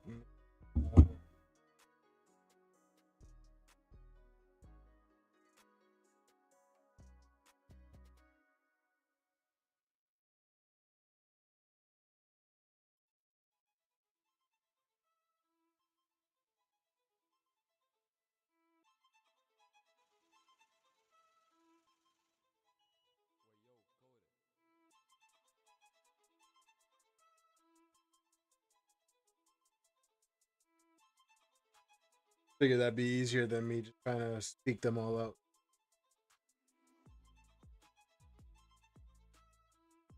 Oh, you know what? Let me do this real quick. Guys,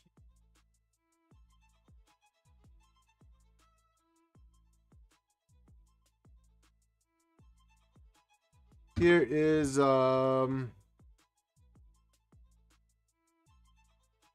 the giveaway link.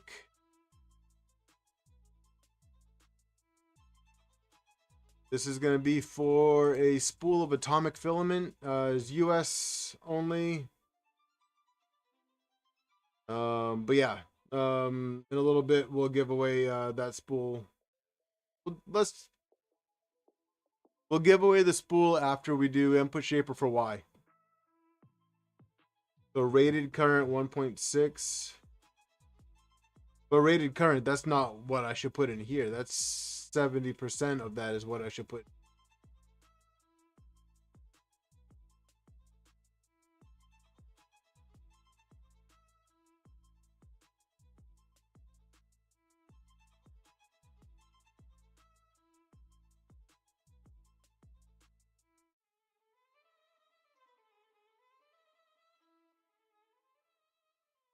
Oh, the form's close. Let me do another one. Let me do another one. All right, I'll put 1.2. All right, guys.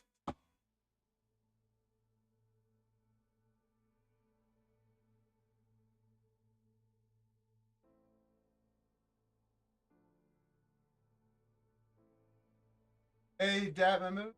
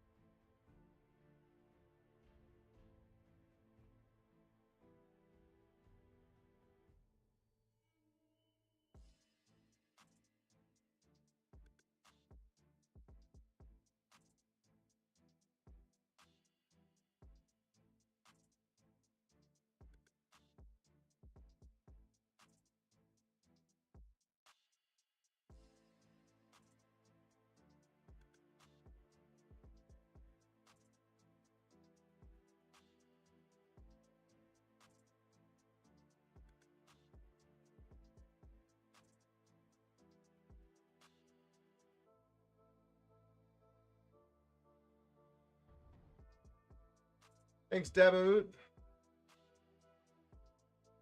I'm putting together the giveaway form, so give me 1 minute. Um, get this up and then we'll keep forward.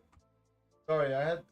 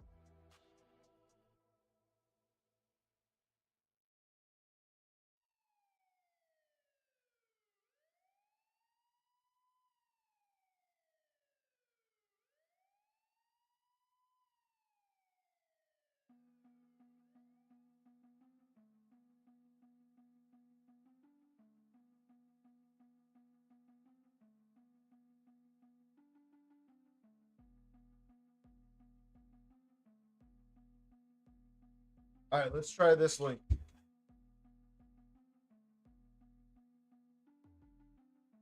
You know if this link works.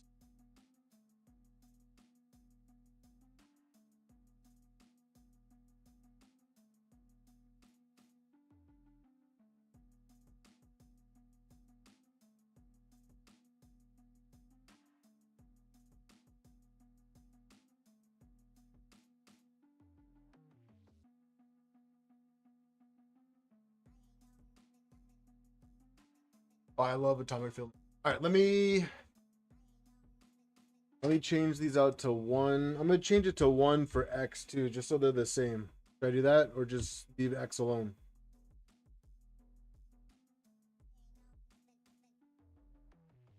Probably the same. Do them all. Awesome. Yeah, go ahead, fill out the link.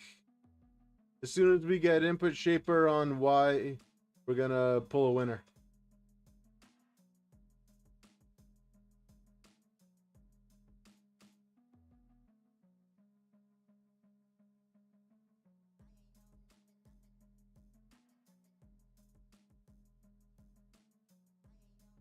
Now the big question is Clownhammer gonna win 2 weeks in a row?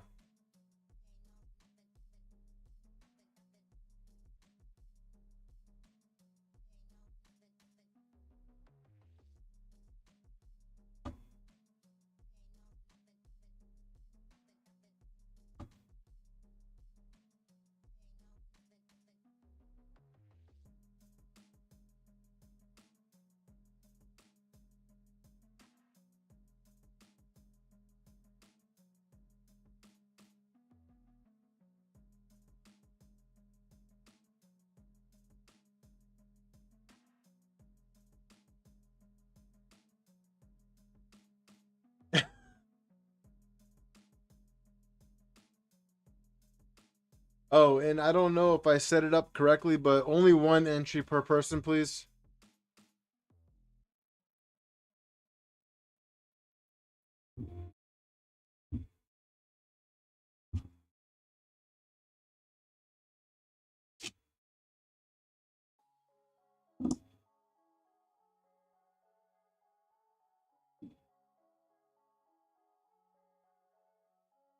All right. So let me get. All right. So I'm going to pull up.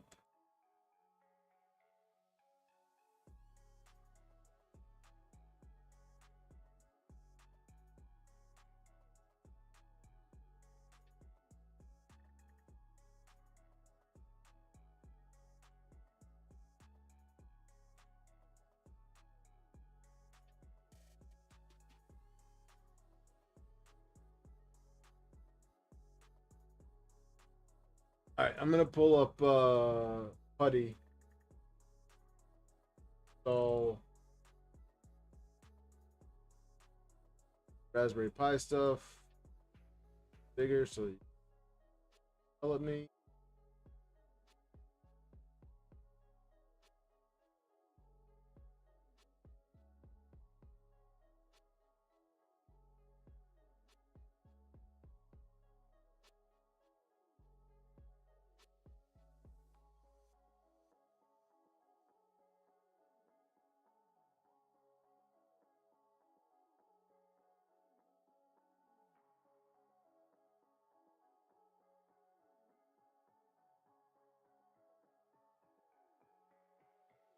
All right, and then Thunder Keys, just to make sure I am starting right from where your link puts me, right?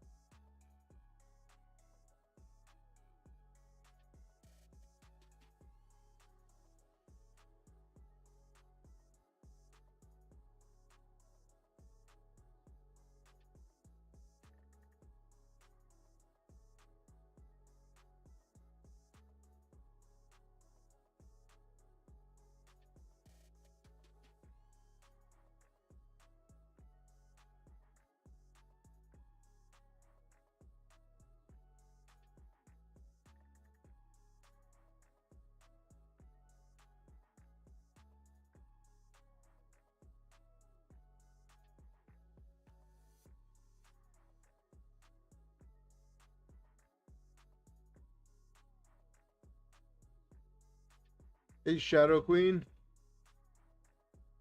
aka Amanda.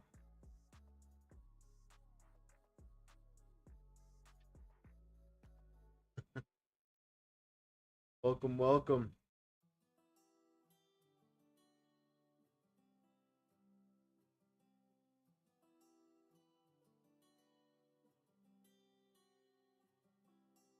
All right, I'm gonna go ahead and enter this one line at a time.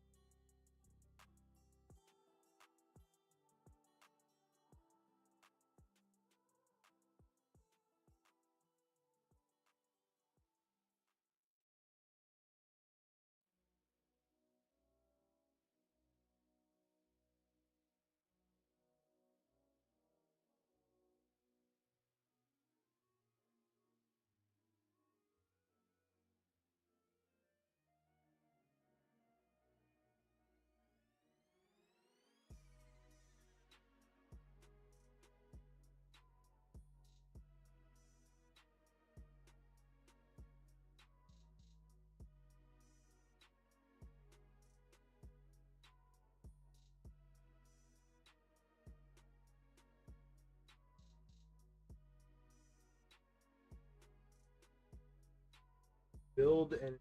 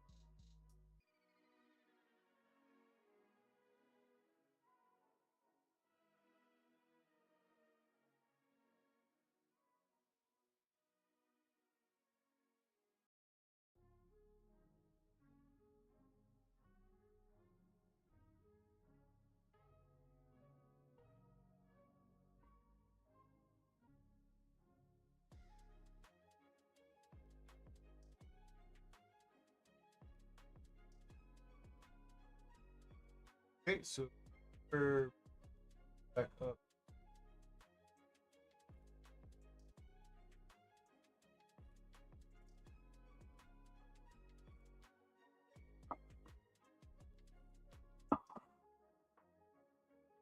Complete the installation by configuring clippers, secondary use, following instructions.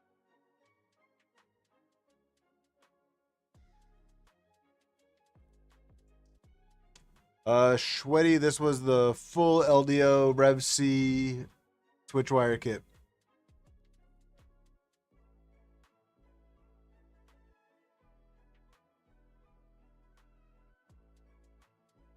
Breath, do I need all this? Thunder keys, breath. Do I need this?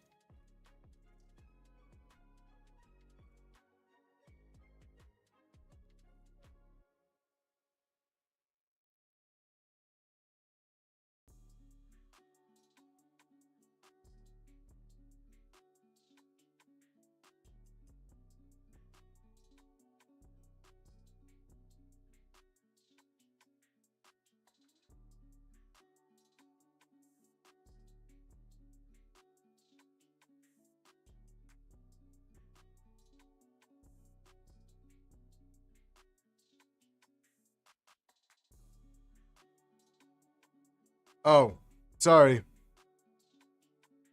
I'm not sharing the correct screen.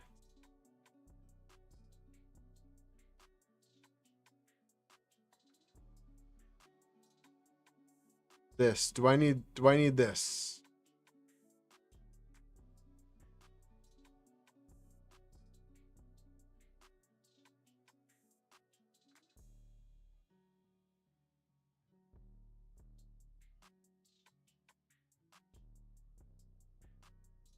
All I need is what you sent me, right, Thunder Keys?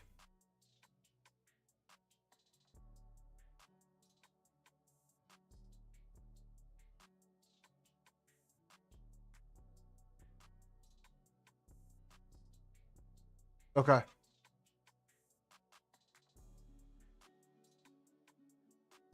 So, and then I can just add this right to the...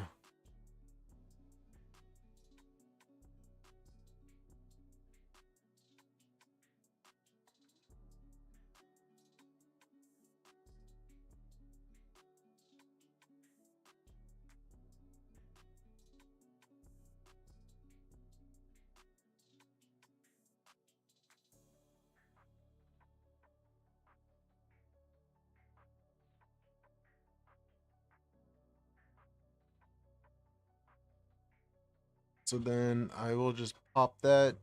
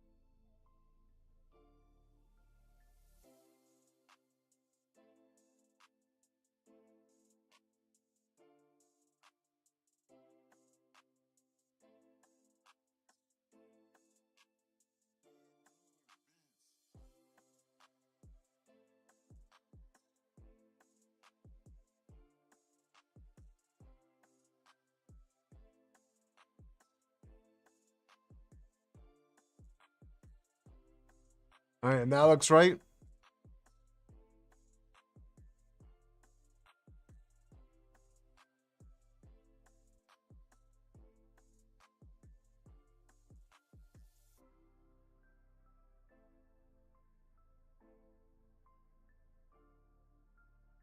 Double check what you sent me, Clownhammer.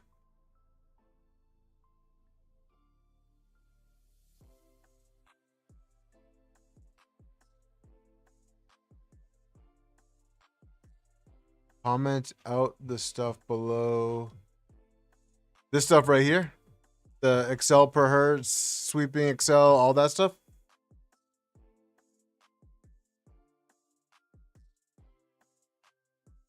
Yeah, no, I deleted the stuff that was already there.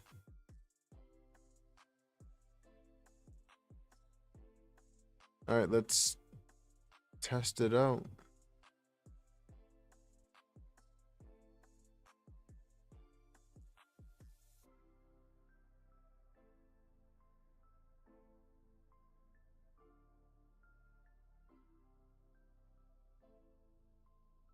I bet I did something wrong. Do we want to take bets?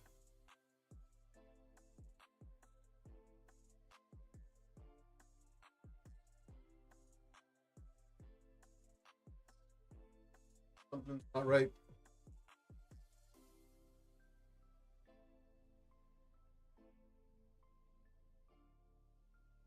Something's not right.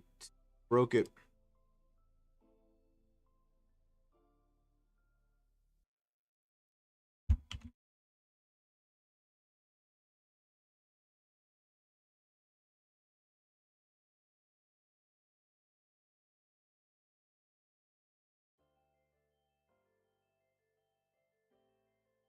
That's what I thought I just did.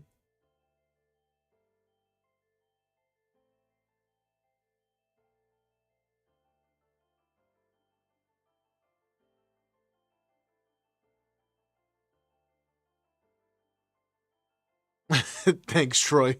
I appreciate it. All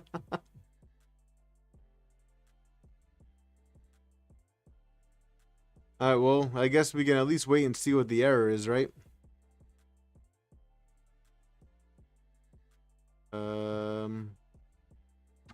RPi unable to connect. Do I need to restart everything?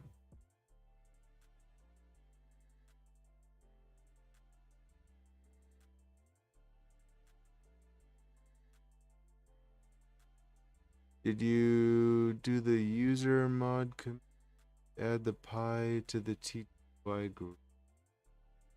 No, I did not do that.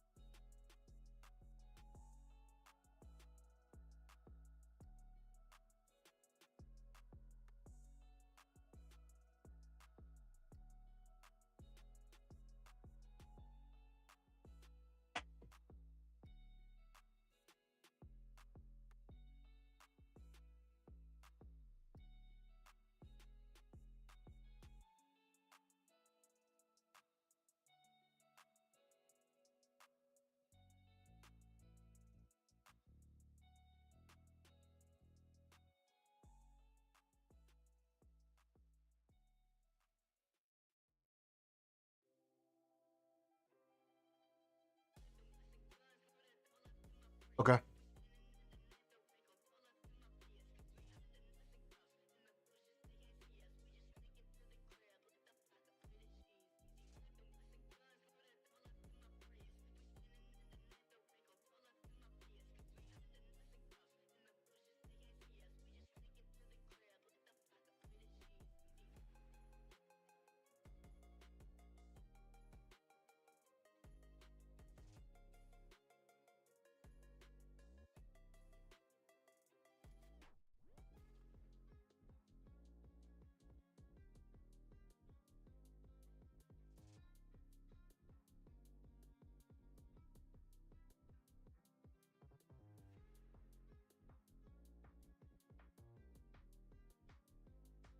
Followed it exactly.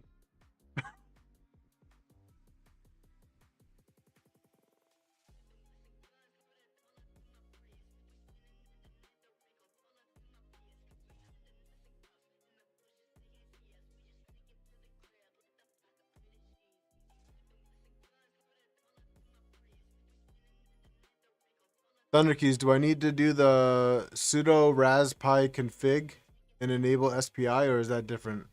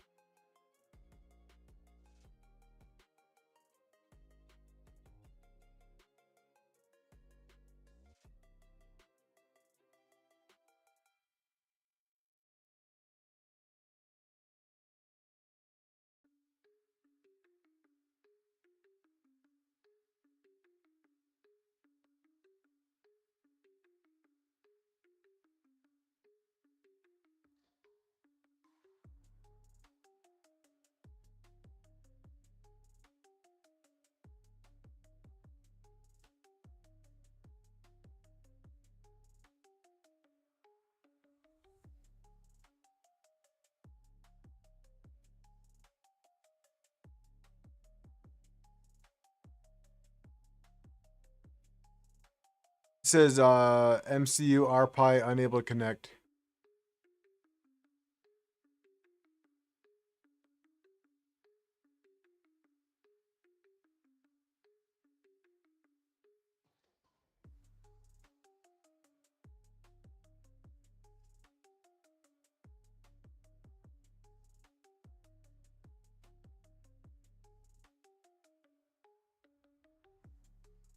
Hey, how you doing?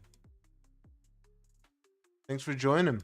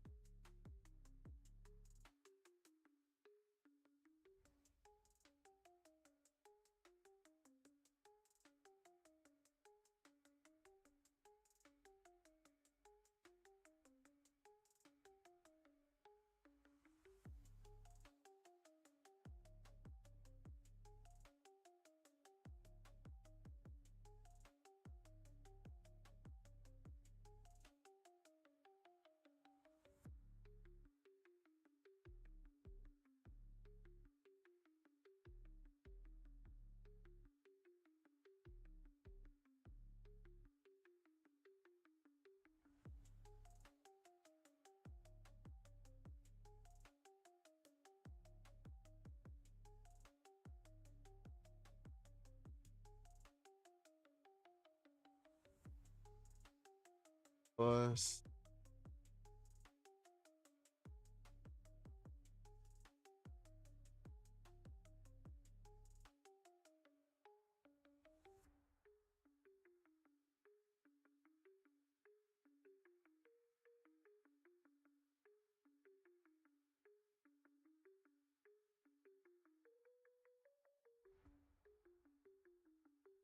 Wish I knew what this meant.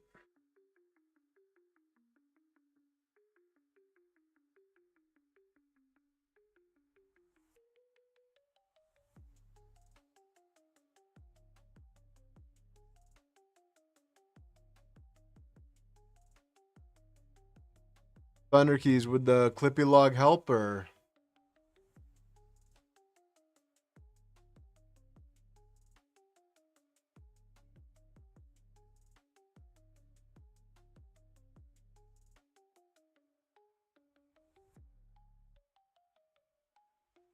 Do the raspi config?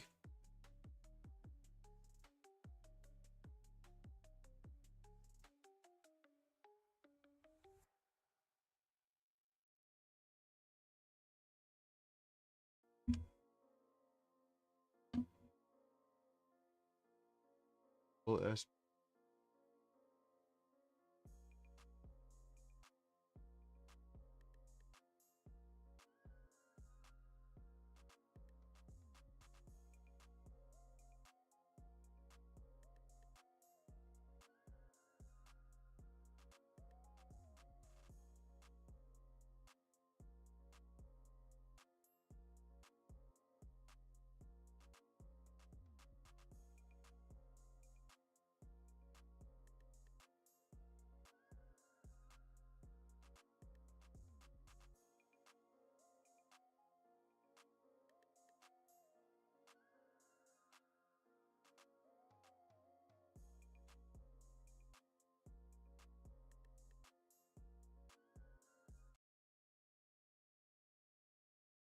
Did I just restart the whole thing? Oh, yeah, there you go. Sudo reboot. This? Sudo reboot. I guess I did it.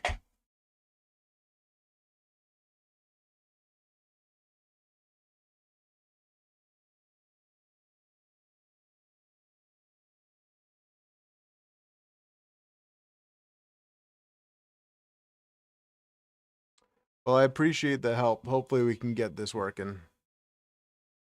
I know I got the right people here.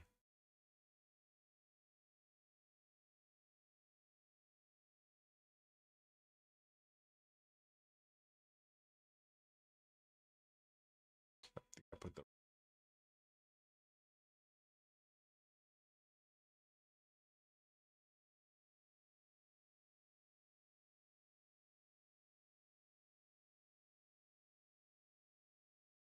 Yeah, it's still giving me that blue screen.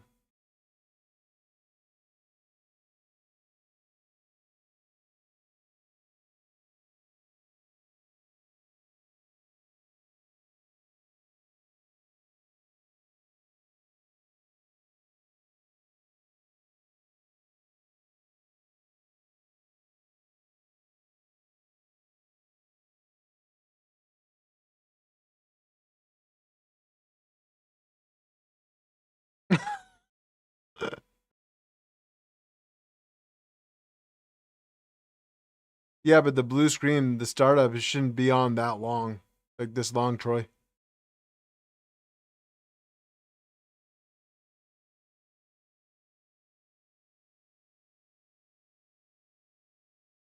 But it shouldn't be this long, right?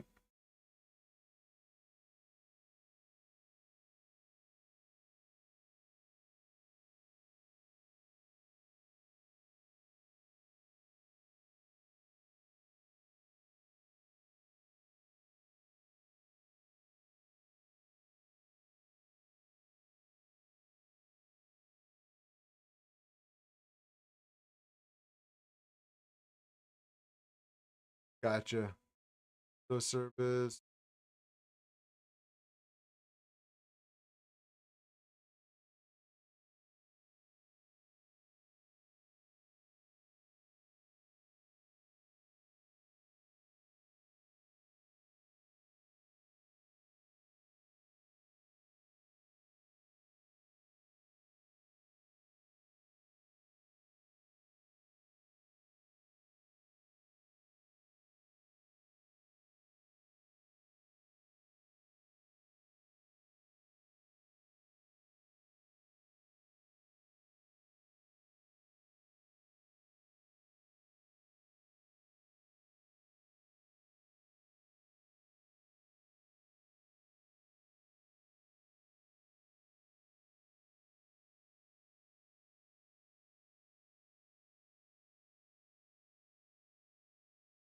Do I need to reflash it?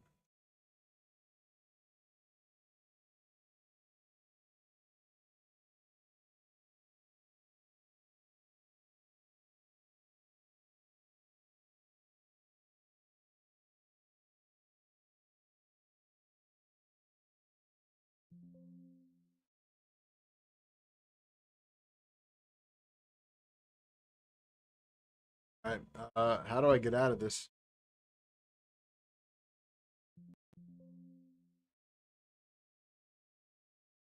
Oh, fair enough.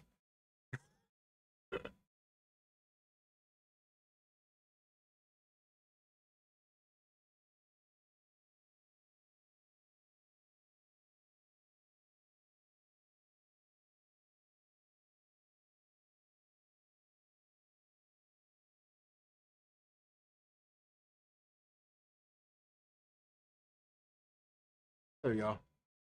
Thanks, Troy. All right, so let's go back and try to flash again. Maybe I definitely something wrong here.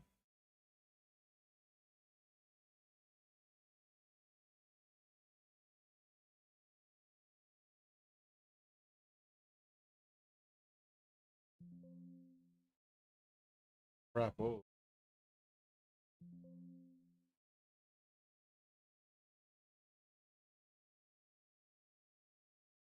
Yeah.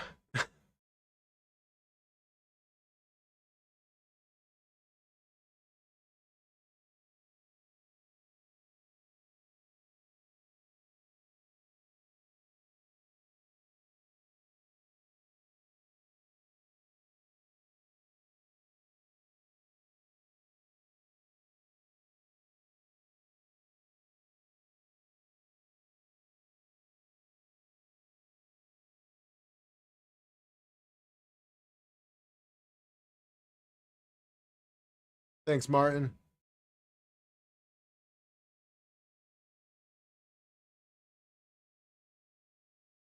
Do I need to clear out these GPI pins or something, or to compile Clipper microcontroller code? Start by configuring it for Linux process, which it is.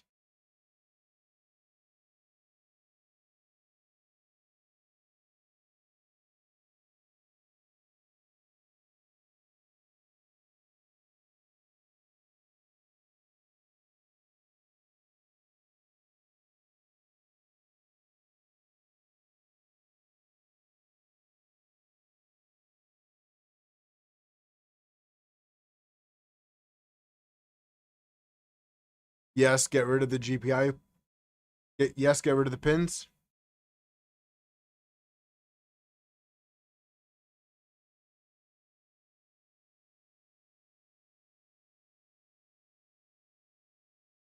Okay. Do Y build sudo service clip stop.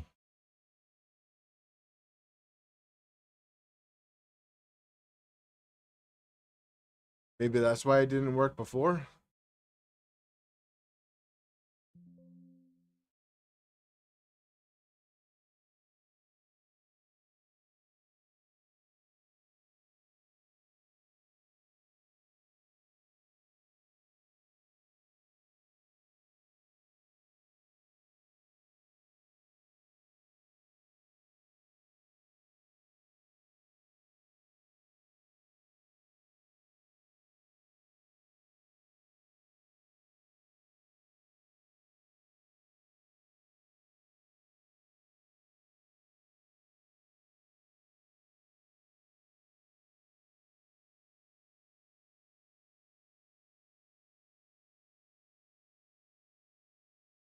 Make clean right now.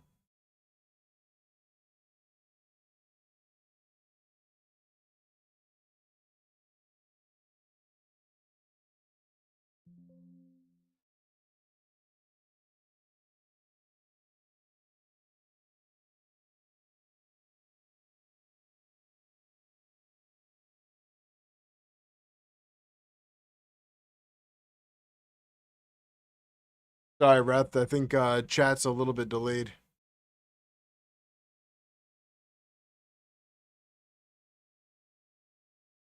I never hit make. Just make flash like it says in the thing.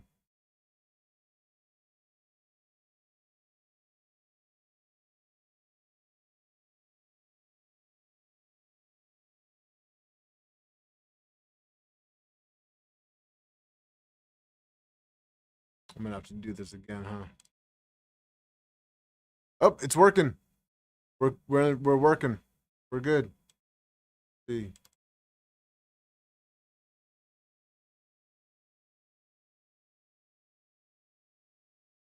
Back.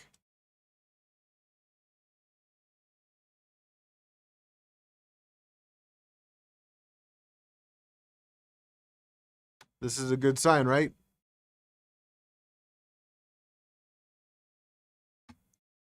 MCU RPi. Woo! Party party.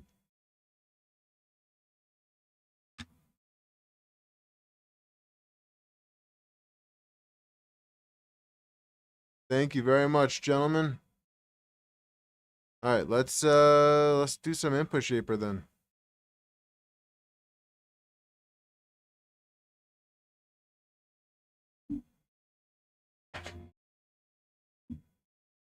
Let me get some BHB tape. Okay.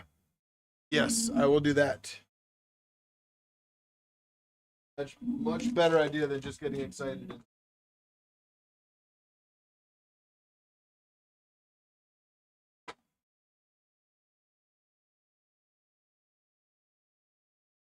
So we will do. Yep.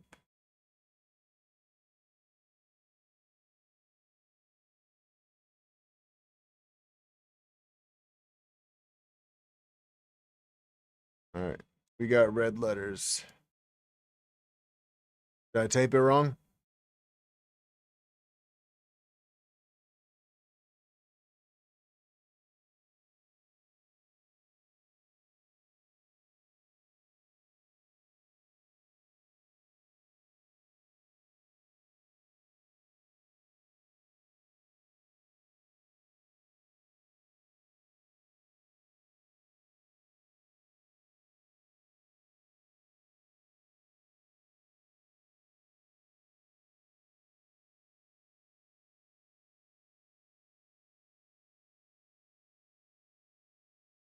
Wire, probably one or more or both. Yeah, probably. Name isn't.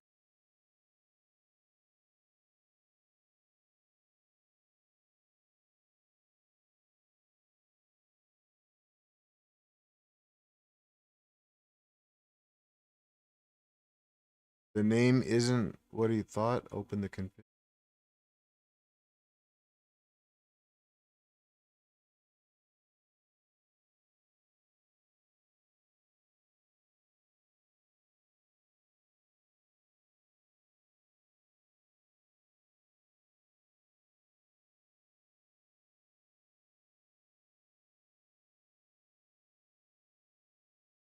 All right, so I'll shut it down and double check the wire.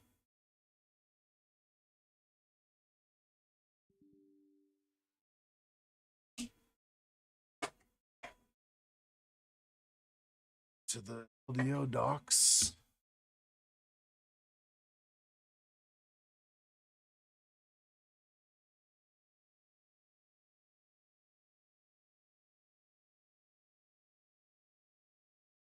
Yep, I put this in backwards.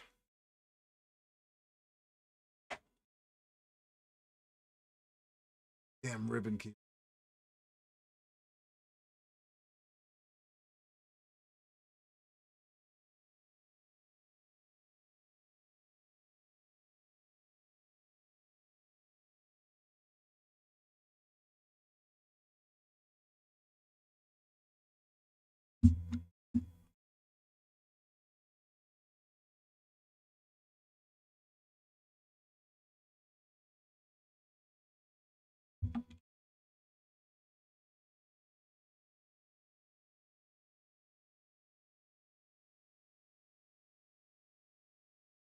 Now you're good, Troy. I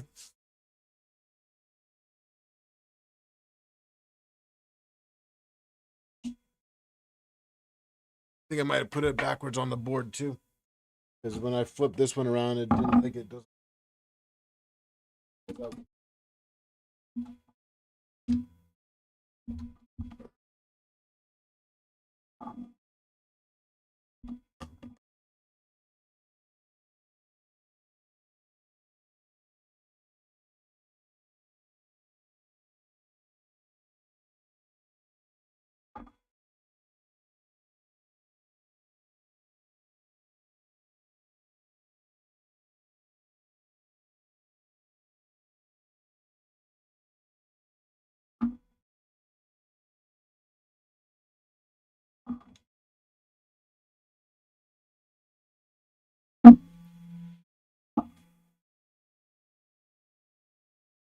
Picture.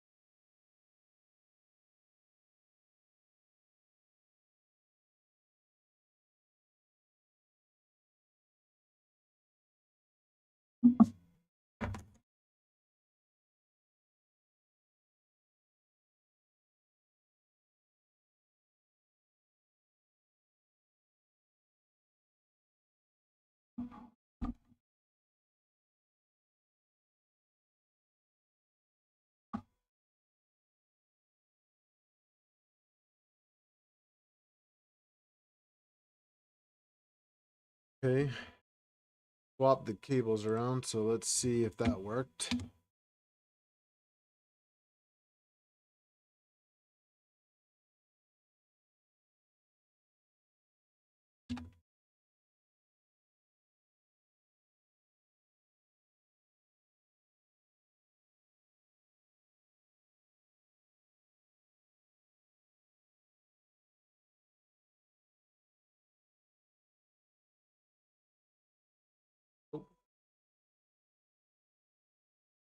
Um,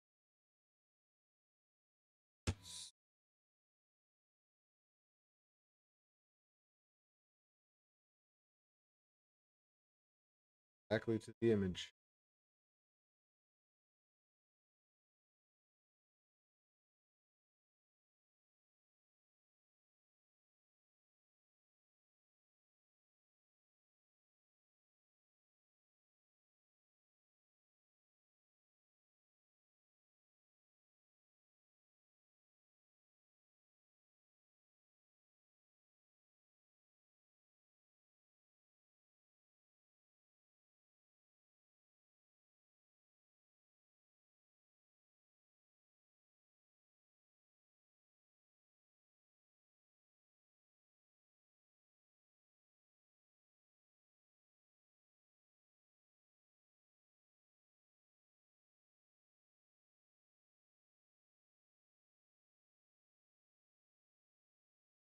All the way.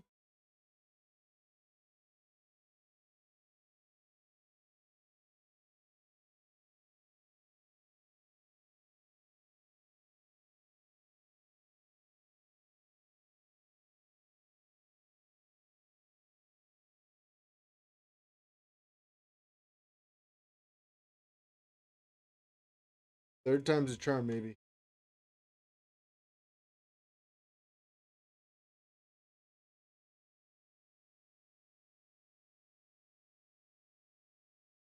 Feel like we're close. I feel like we got it this time. That feeling.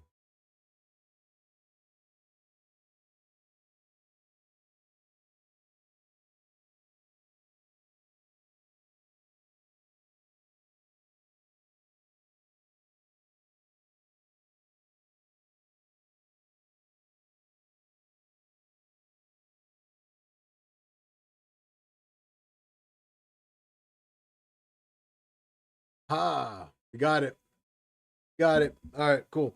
I'm gonna button this up and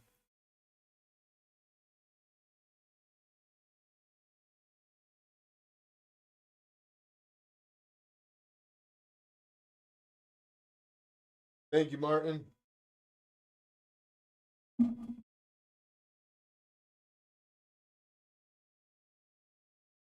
I only want one thing.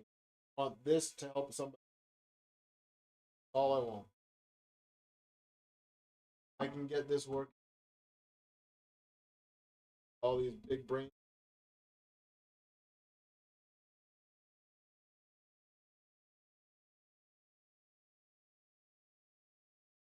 Hopefully, it'll help.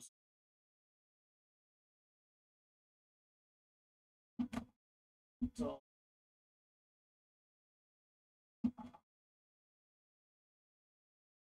oh,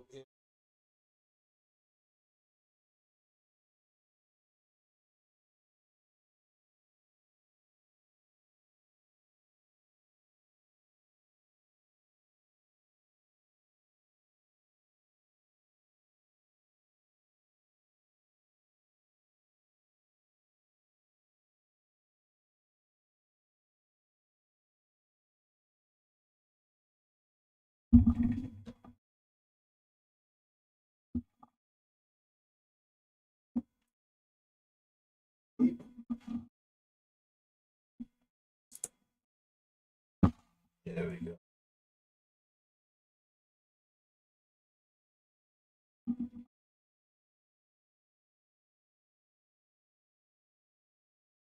Good. VHB.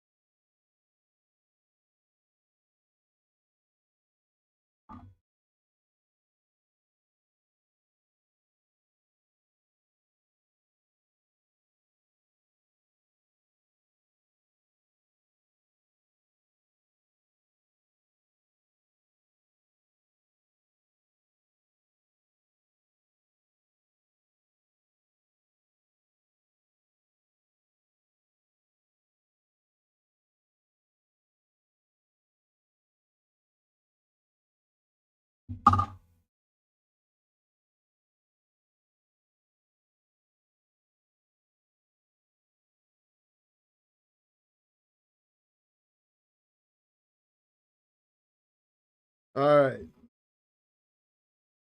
Ref.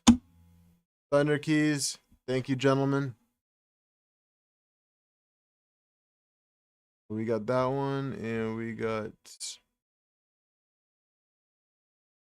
both of them. All right, cool. So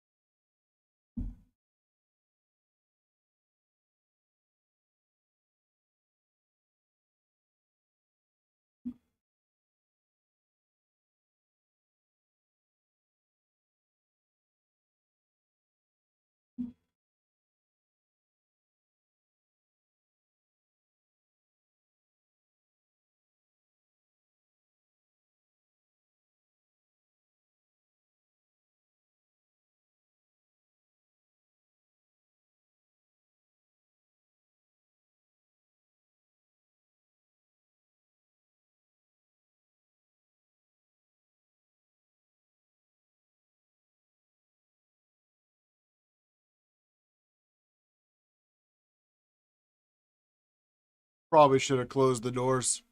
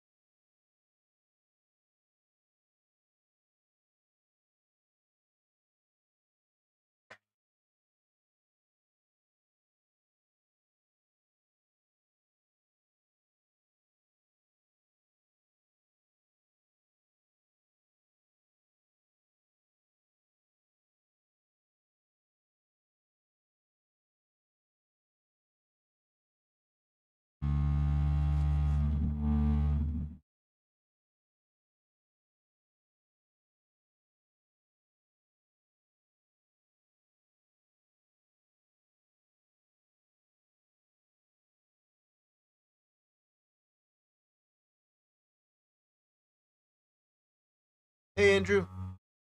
Thanks for joining.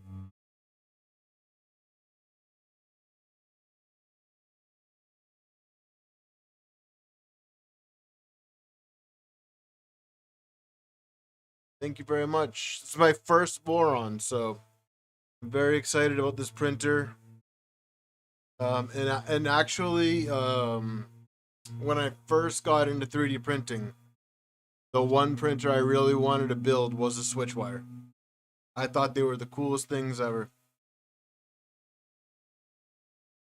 Thought it was really cool that the X and the Z were on the same belt.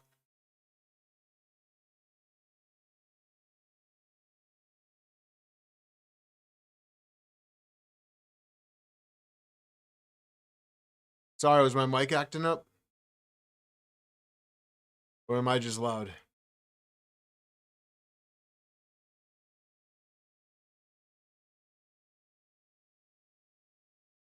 Oh yeah, Aaron.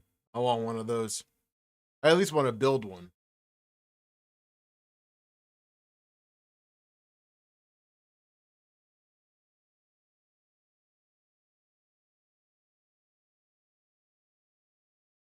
and we have a Y graph that looks like dog shit.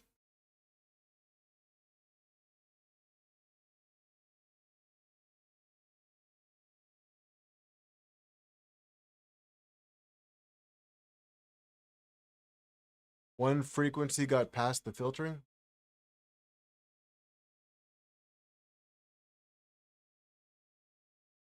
So over to the other monitor so that I'll enlarge it for you guys. Oh wait.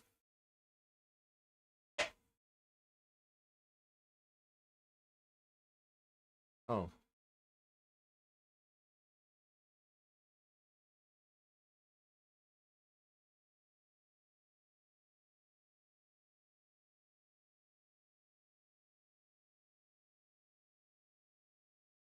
Yeah, we got it up and running.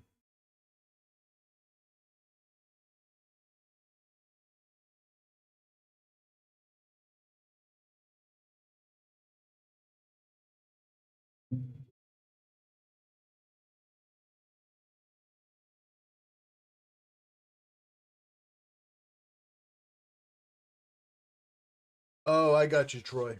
I got you. All right, so it looks like got some messiness graph.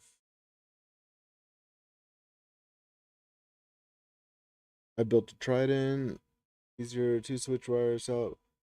Dang, dude, you're busy. Share the wealth. All right, well, like I said, as soon as we do input shaper for Y, we will do the giveaway. So thank you very much. Thunder Keys, Breath, Troy, everybody, Sweaty Balls, all of you guys for troubleshooting. Probably the bed wobble. Is that normal for this printer? Retest in the middle of the, okay. Yeah.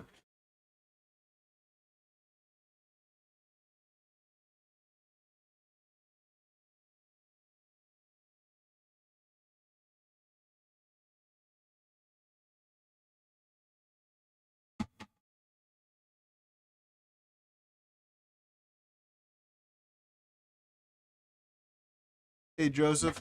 Hey, while I am repositioning this, everybody click on the pinned comment. I'm giving away a spool of atomic filament tonight.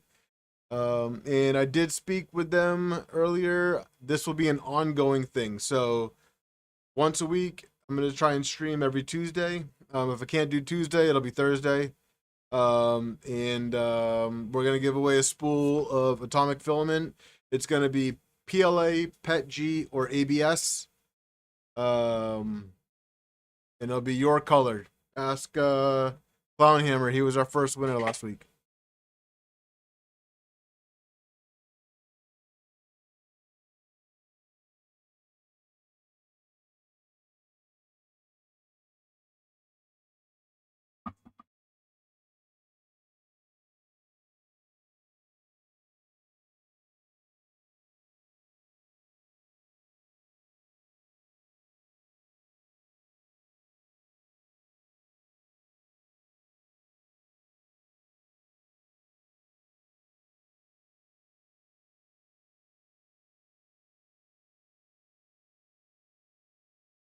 Trying white again.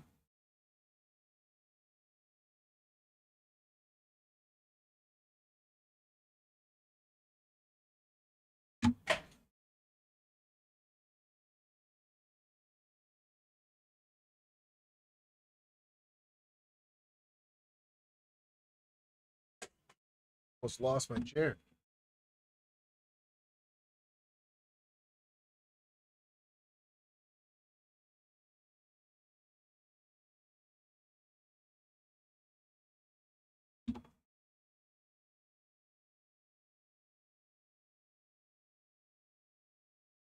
He got the good stuff.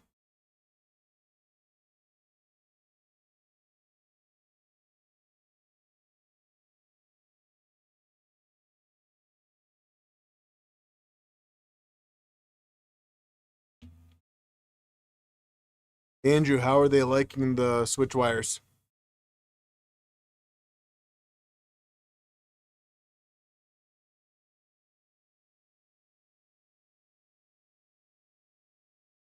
Aaron, is there any reason why you sold your Vorons?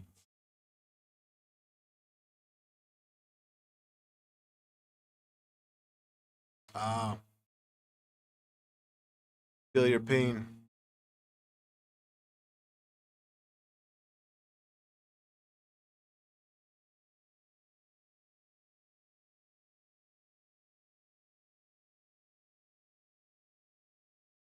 I feel your pain.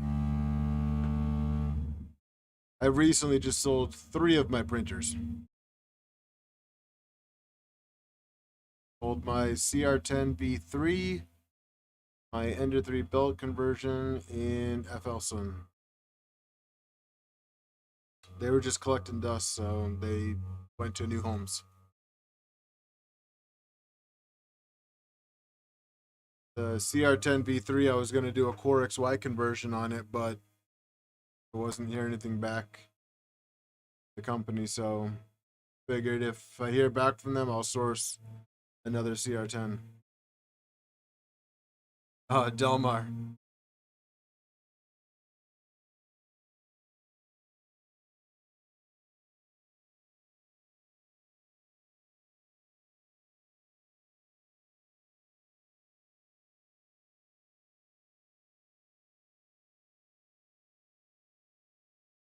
I wish I was closer to you, Aaron.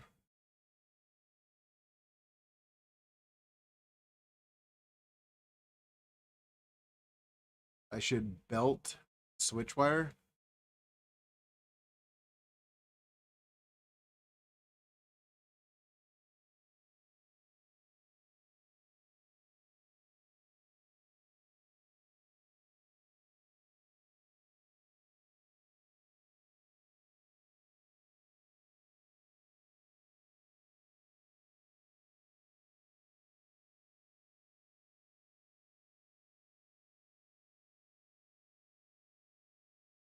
Holy crap, Ref. Way better.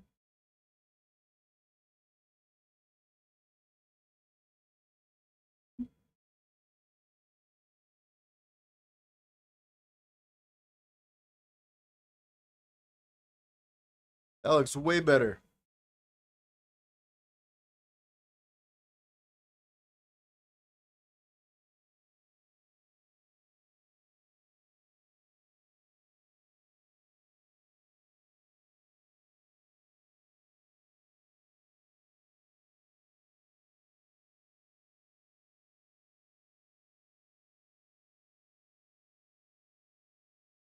All right.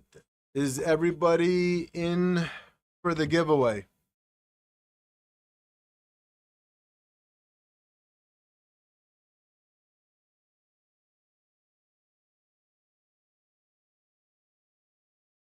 So, Ref, what's your take on this current graph?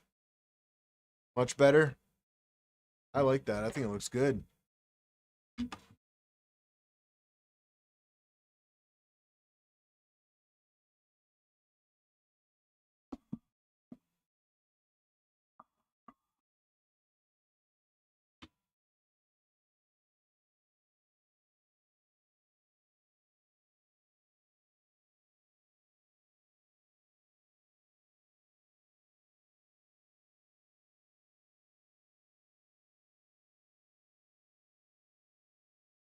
Use only the center of the bed or all the bed?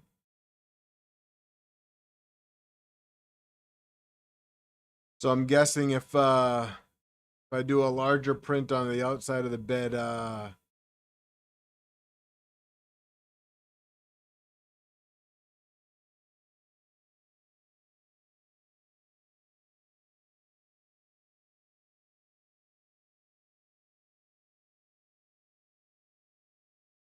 okay, so basically, Breath, if I want to use the whole bed,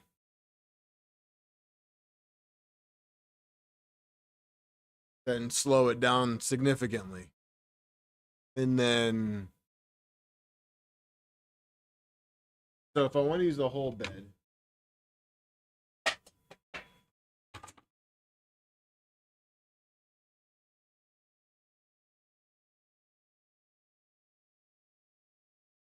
go off this one.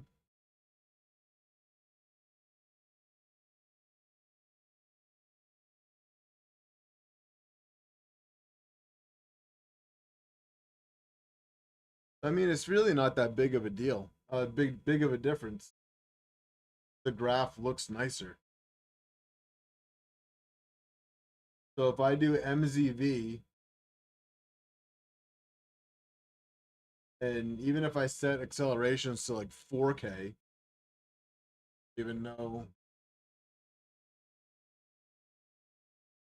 but that's still on par with what this one's.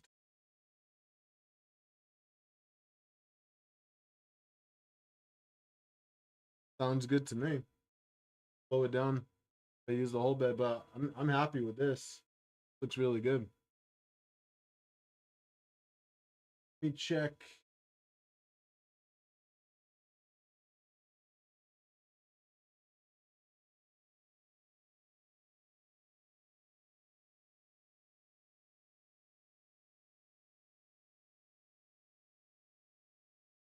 And oh, 2 hump EI versus EI.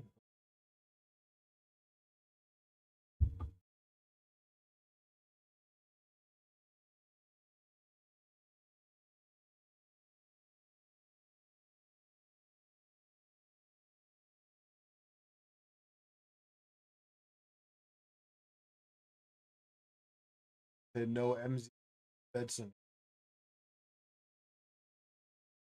Oh, plus it's not 0.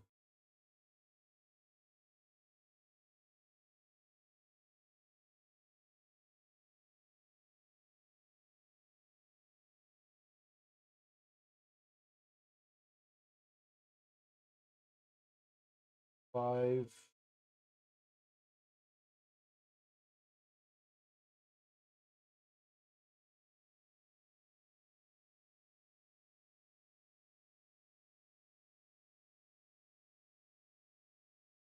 Yeah, so not even that, not big of a deal. That's okay.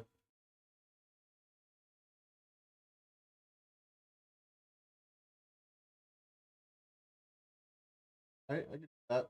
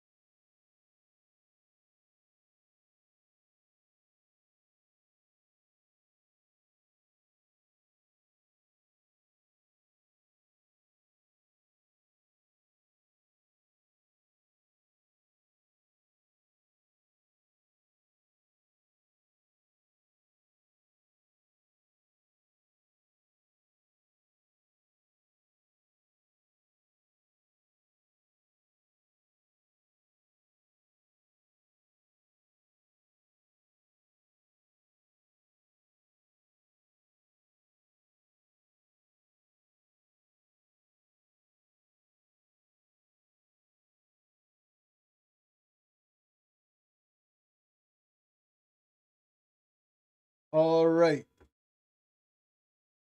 Thank you. Hey, Joseph, did you join the giveaway? Did everyone that's in here join the giveaway? Because let's see, in 1 minute, I'm going to close it.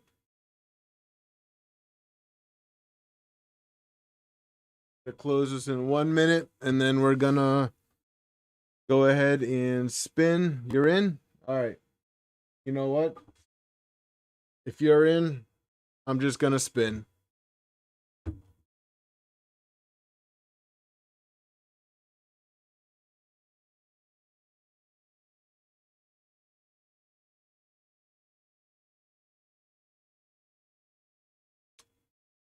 Oh, nice. Well, I'm glad that my working printer motivates you to do your conversion. And I mean that.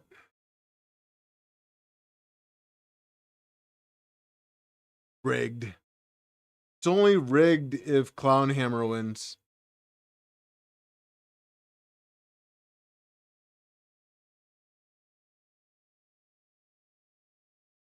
All right.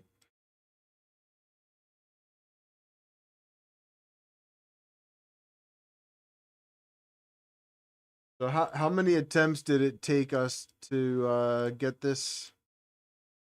I don't know. I'm not. All right, so this is part 5 of the switchwire, so I'll shuffle 5 times. Let's see. 1, 2, 3, 4, 5. You don't see your name on there?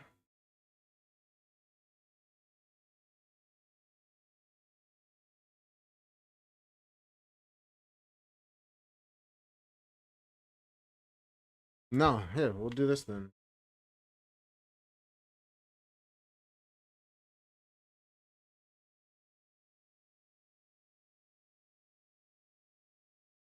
Yep. Sorry, that was the old list.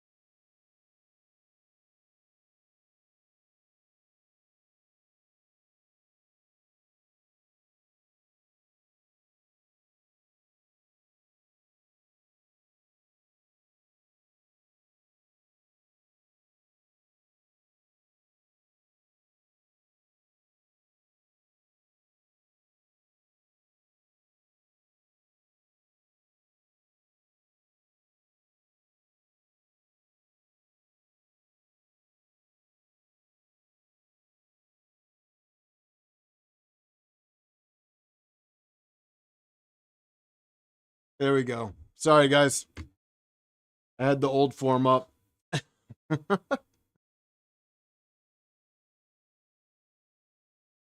right.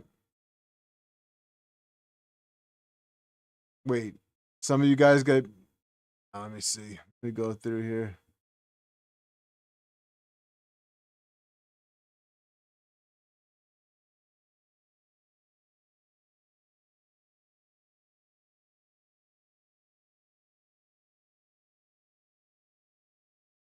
Uh.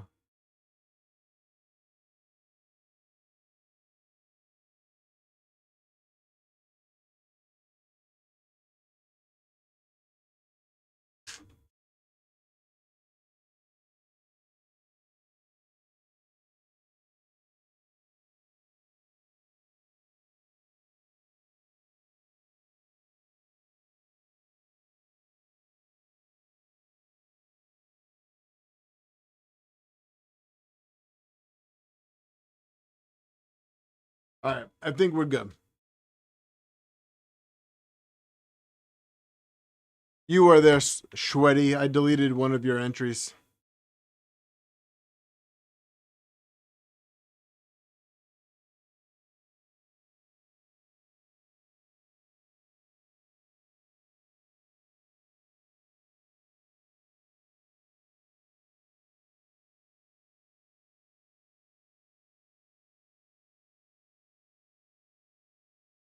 Yeah, you were on there twice. I pretty sure I cleaned it up.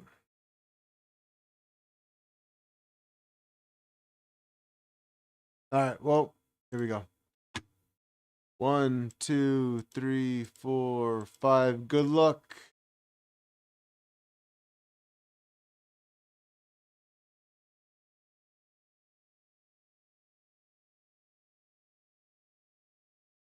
And LOS, you are our winner. Are you still here, man? LOS, come on, man. I know you didn't leave me.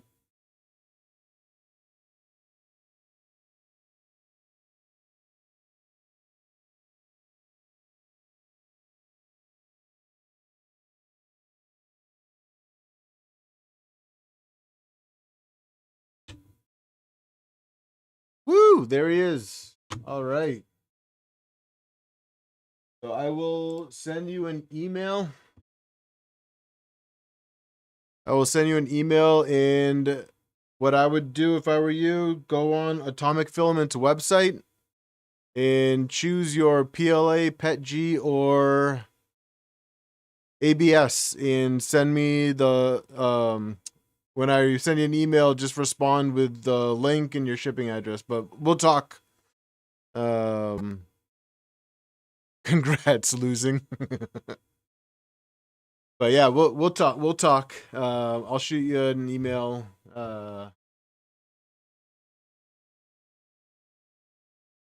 After this. Congrats, man. Some Lime ABS. There you go. All right, so let me just pull back up the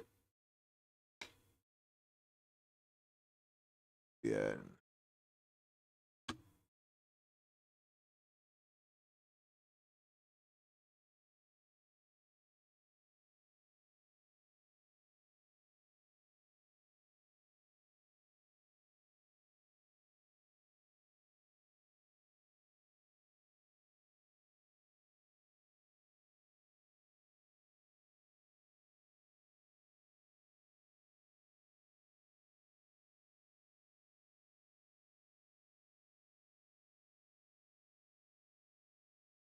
What's up, Reckless?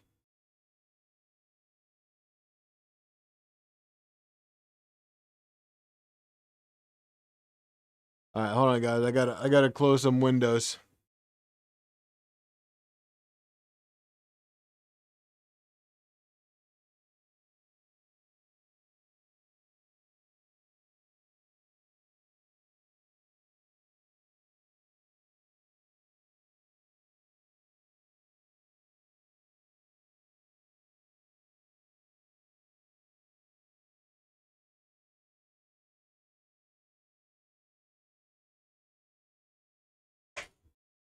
Good night, Ref. Thank you very much. I appreciate your help.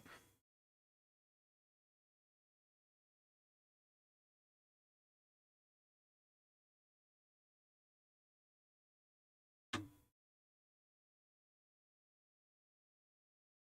night, Clown Hammer. Thanks for joining again. Looking forward to see what you print with your Bug Eye Green.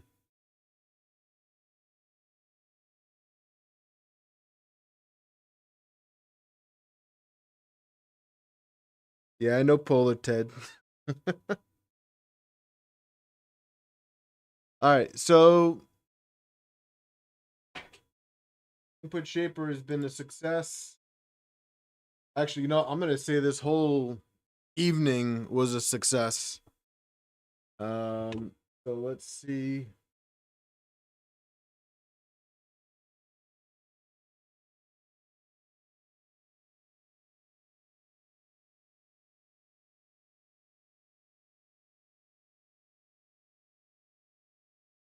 I'm gonna go with a nice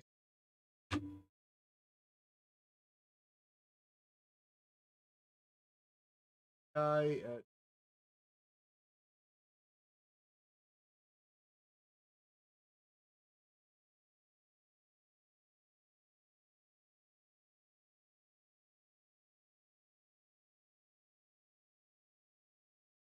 we're gonna update our printer.cfg.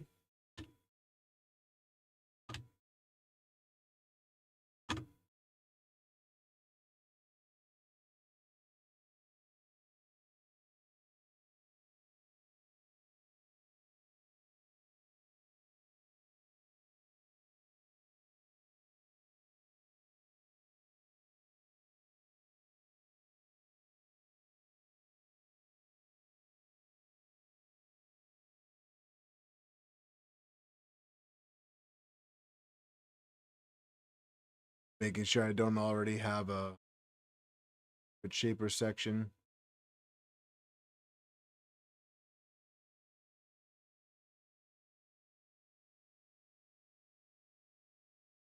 Don't.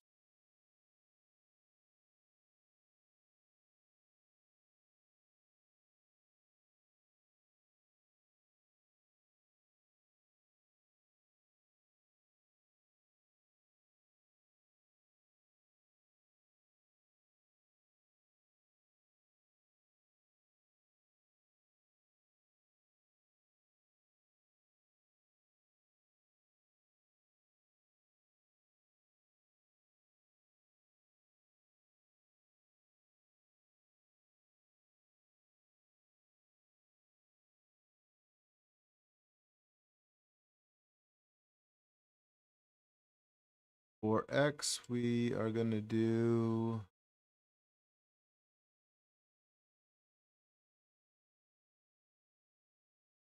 Y.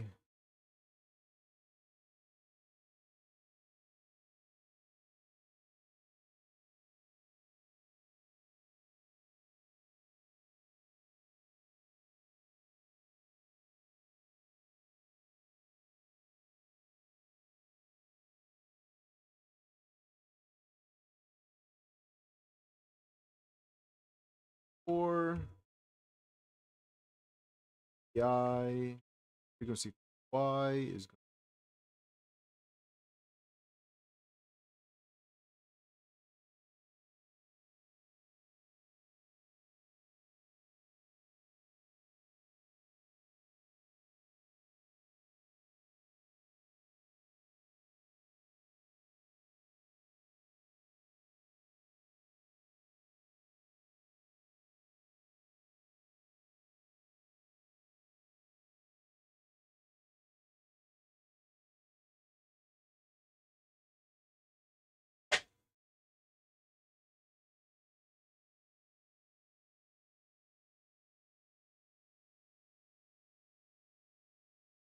going to do EI as well.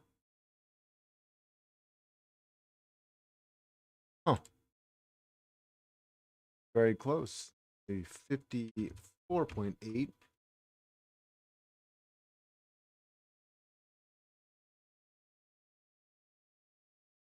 Dampening.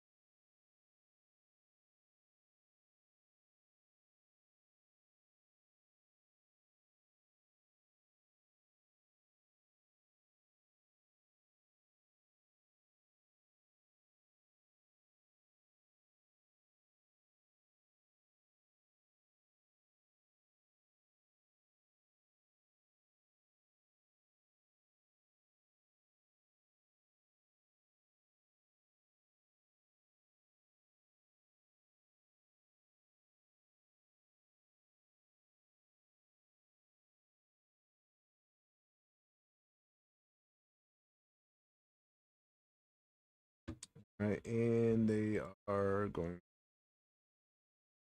This is for Y 0.050. And for X, they're gonna do 0.05.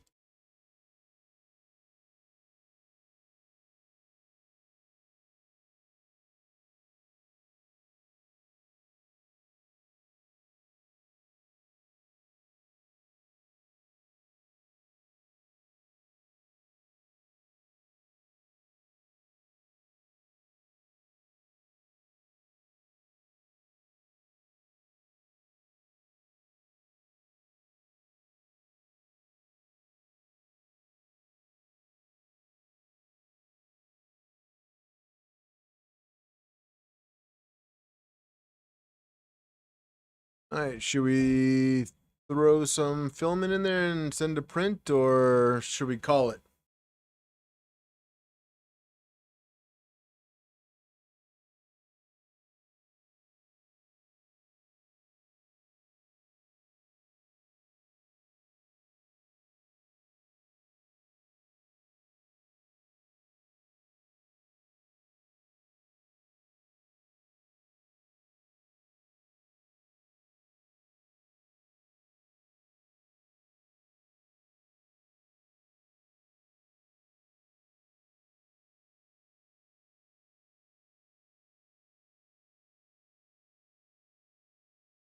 Oh, let's turn the heaters on. I'm gonna send it.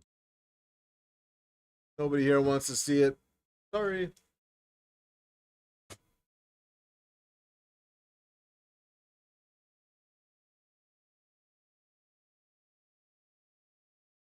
Gonna use some of the atomic filament. It's only fitting. You got it, Andrew.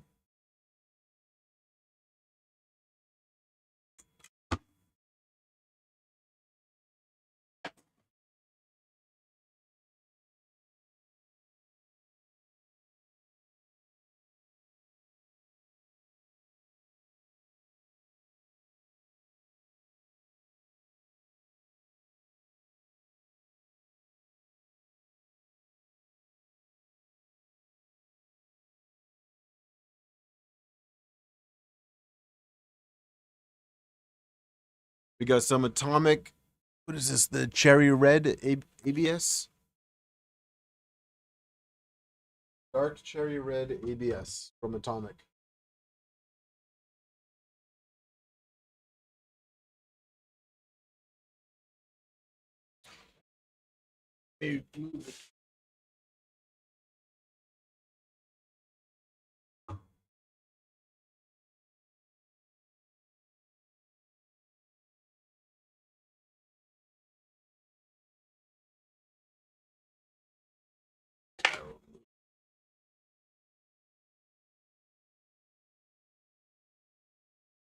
Oh, I get the reference.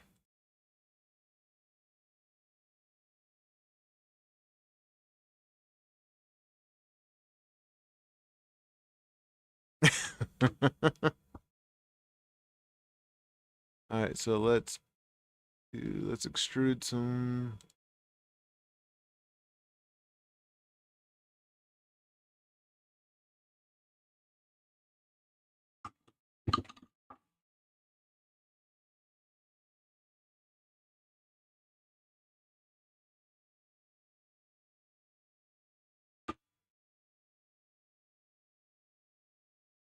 And you know what? Where's my LDO docs?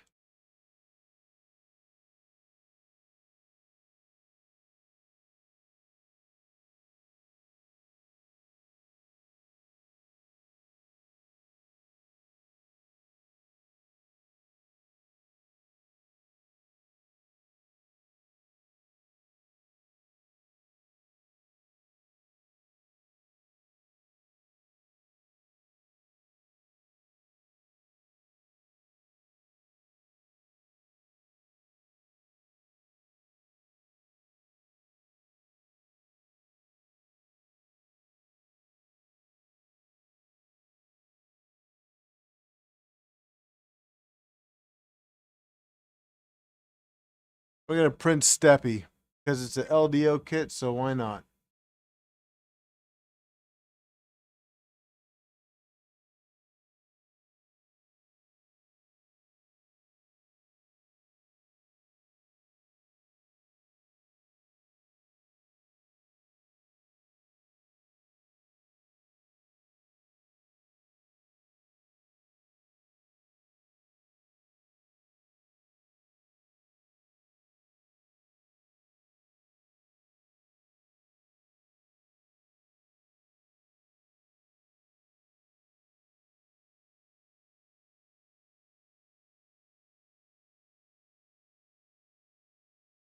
One thing I do need to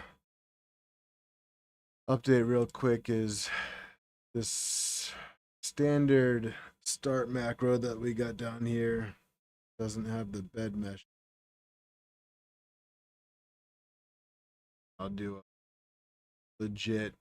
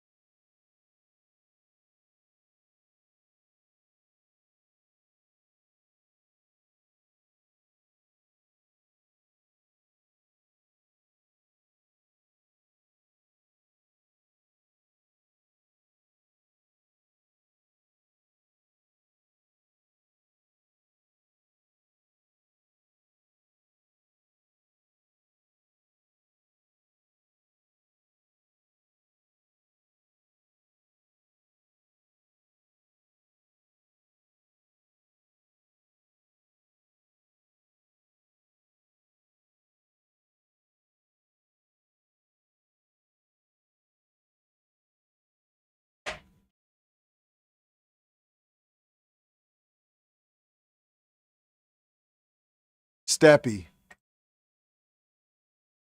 It's the little stepper motor thing that LDO has. So I figured it's only fitting.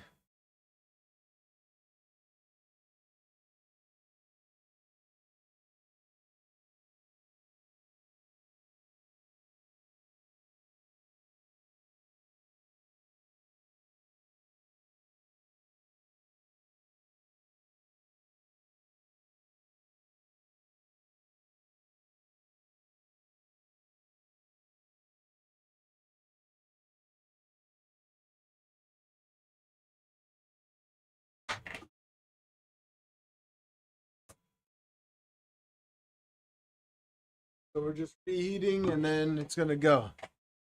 You said Steppy reminds me of Mary Poppins. Steppy that. Man, it's been so long since I've seen that. I think I was a child the last time I saw that movie, so either you really like Mary Poppins or you have a really good memory.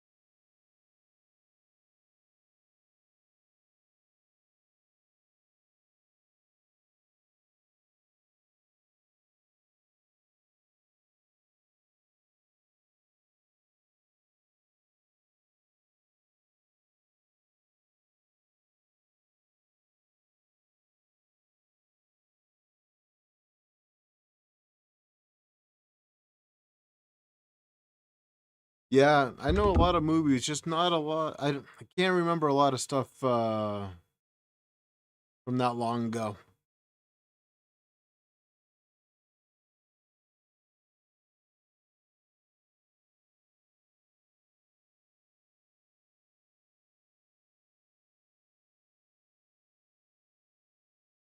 It's a good thing the hot end heats up pretty quick because the bed takes forever.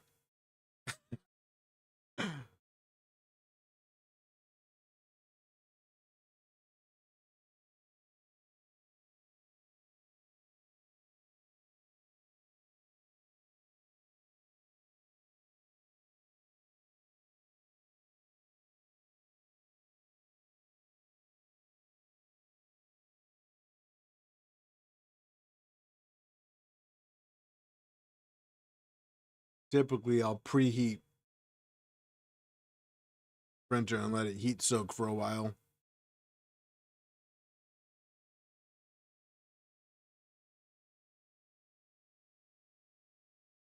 Oh shoot, one thing I didn't do was the Z offset after swapping the bed over. Hopefully it's not that far off.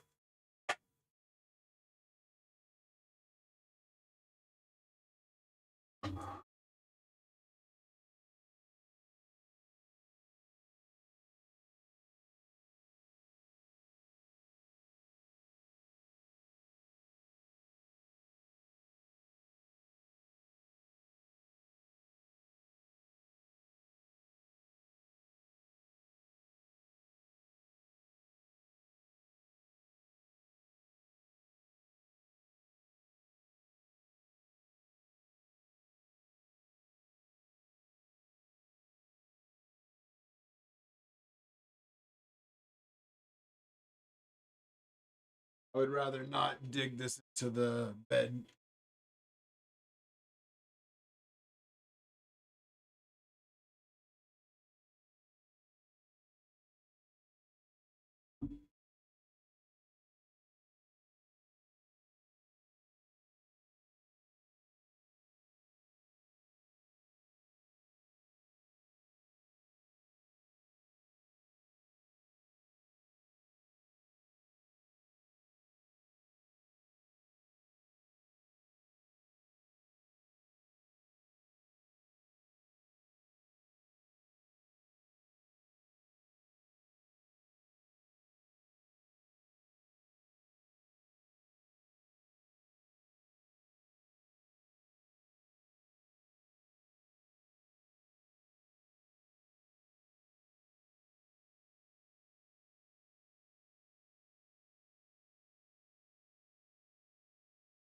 here.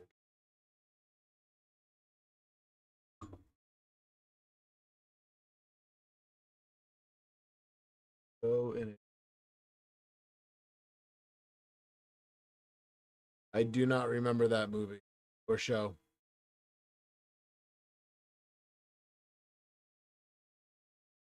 Don't know.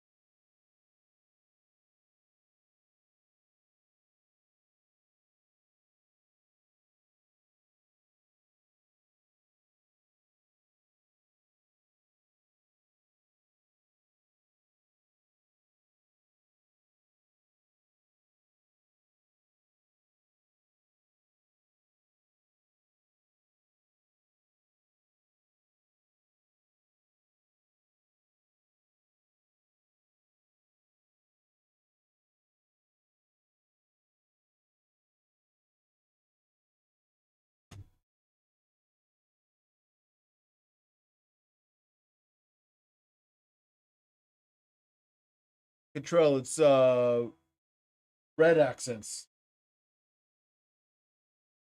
And yes, Shreddy, I just reset the Z offset. We're gonna send the print right now.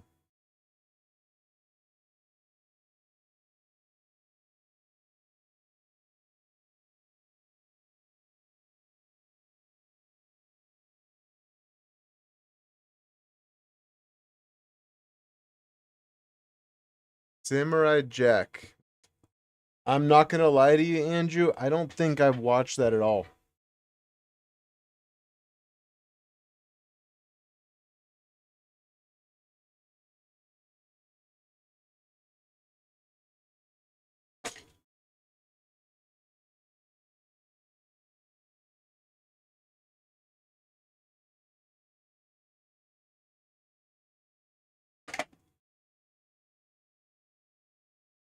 Red with warm LED glow. I like that.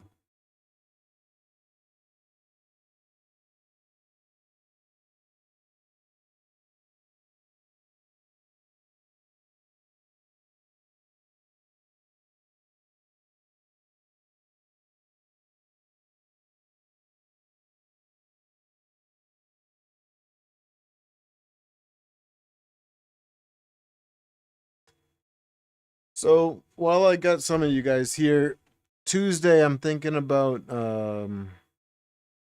doing some work on my Mercury 1. Right now it has the Zoll toolhead running tap, and I cannot stand tap. I just put on the hybrid Core XY motion system, similar to the new Rat Rig V-Core 4. It's actually influenced heavily by that. So I want to remove tap for better performance, and I have a Big Tree Tech eddy probe that I want to install on it and give that a shot. Heard some mixed reviews on the eddy probe, but I'm pretty interested in it, and I have the new tool head printed. And right now that was originally going to be today's plan, but I'm glad that we did this because I really want to get the Switchwire up and running. But I have the new tool head ready to go, housing for the eddy. So thanks, Andrew. Yeah, it's gonna be the same time. Everything should be here tomorrow, actually. So I'm gonna start doing my research on the eddy probe. So hopefully I'm a little bit more prepared for it than normal. But you know, this is all new to me, so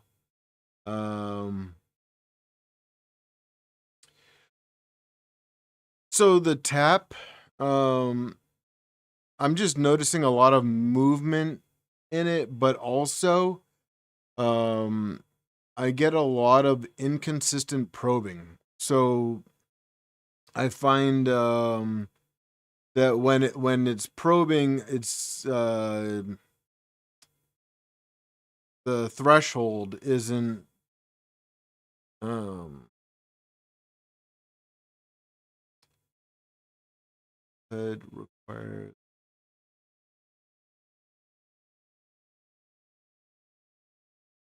for the mercury LOS. So I'm already running the Zoll toolhead on the mercury, so I've already got it modified so that the rail on the X gantry has been rotated 90 degrees to the front, and it's basically running like the Voron gantry setup with the rail on the front, and the tool head is the standard Zoll. So I did have to use modified Y joints for that.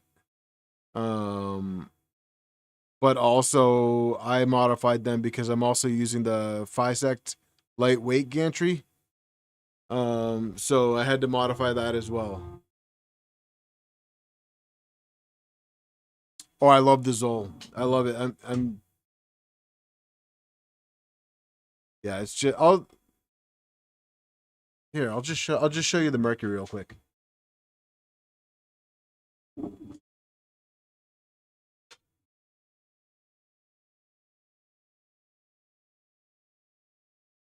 Already set up for this.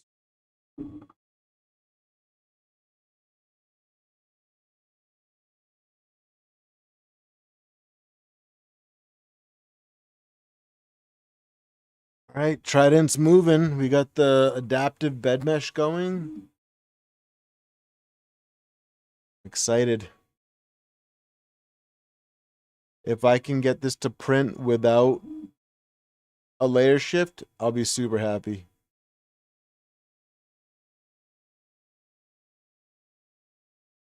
LOS yet? I ran the Ava 2.4 for a little bit, and then I switched to the Ava 3.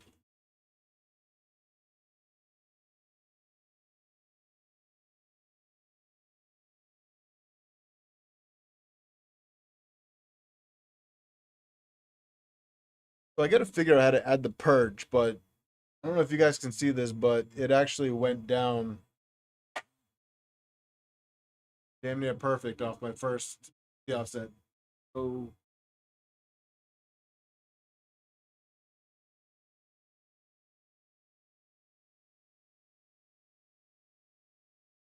might be a little high.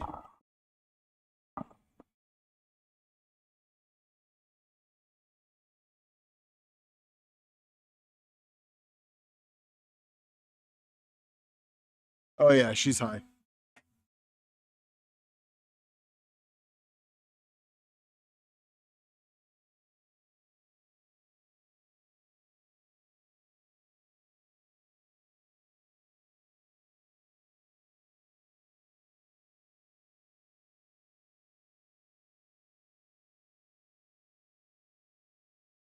But hey, she's printing. Super happy. Anything you like more about Ava Toolhead compared? No, I like the Zoll better than Ava. The Ava was bulky in the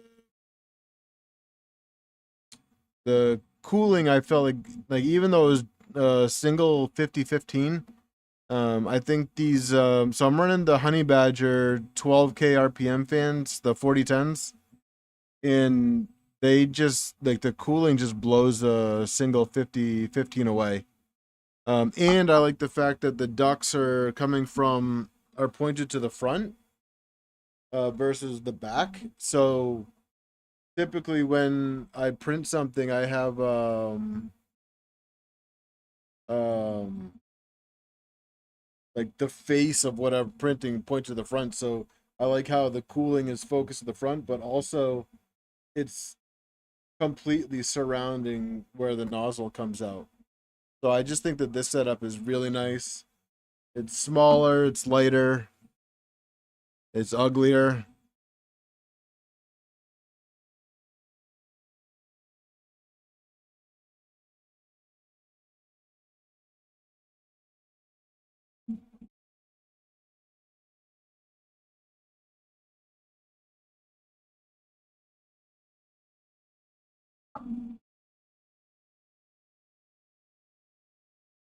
Hey, we're printing, guys.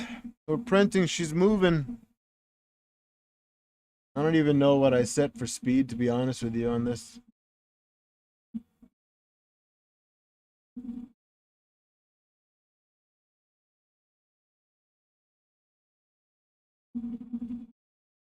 I'm probably going a little bit too fast, at least for the acceleration.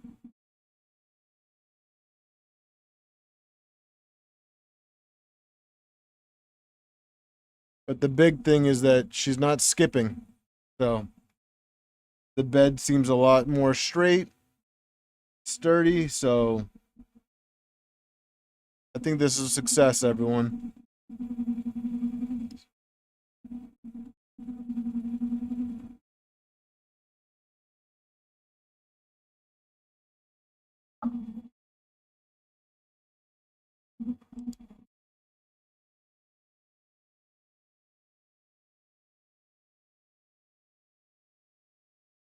Let me see if I can zoom in a little bit for you guys.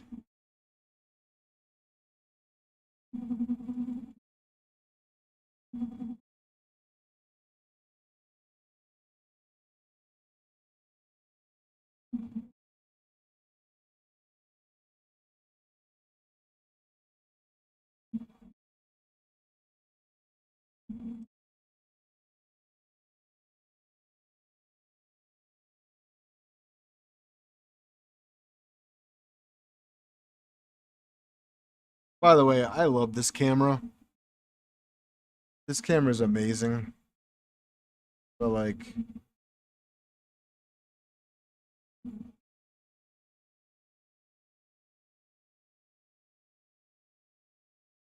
no worries, Martin. Welcome back. Yeah, we're printing. If anyone's looking for a like really good, affordable camera, this is the Obsbot Tiny 2 Lite. I mean, the thing is, I mean, it is not expensive at all, and it's awesome.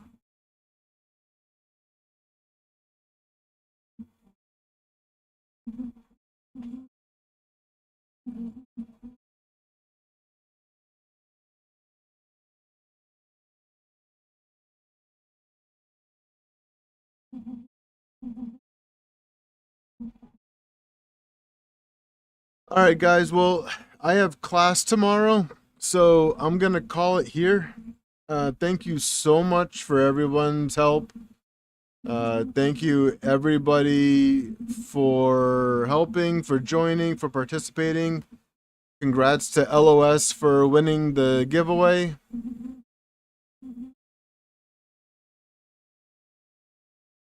Yeah, no, Andrew, this camera, it has the AI tracking too, as well. But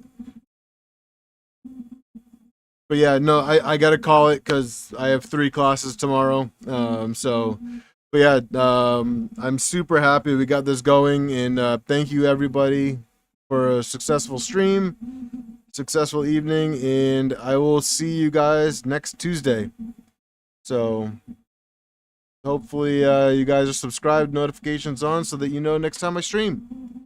And I should be releasing a video Thursday. So have a good night. LOS, I will shoot you a message right now. I'll shoot you an email right now before I forget. Thanks, Troy. Good night, everyone.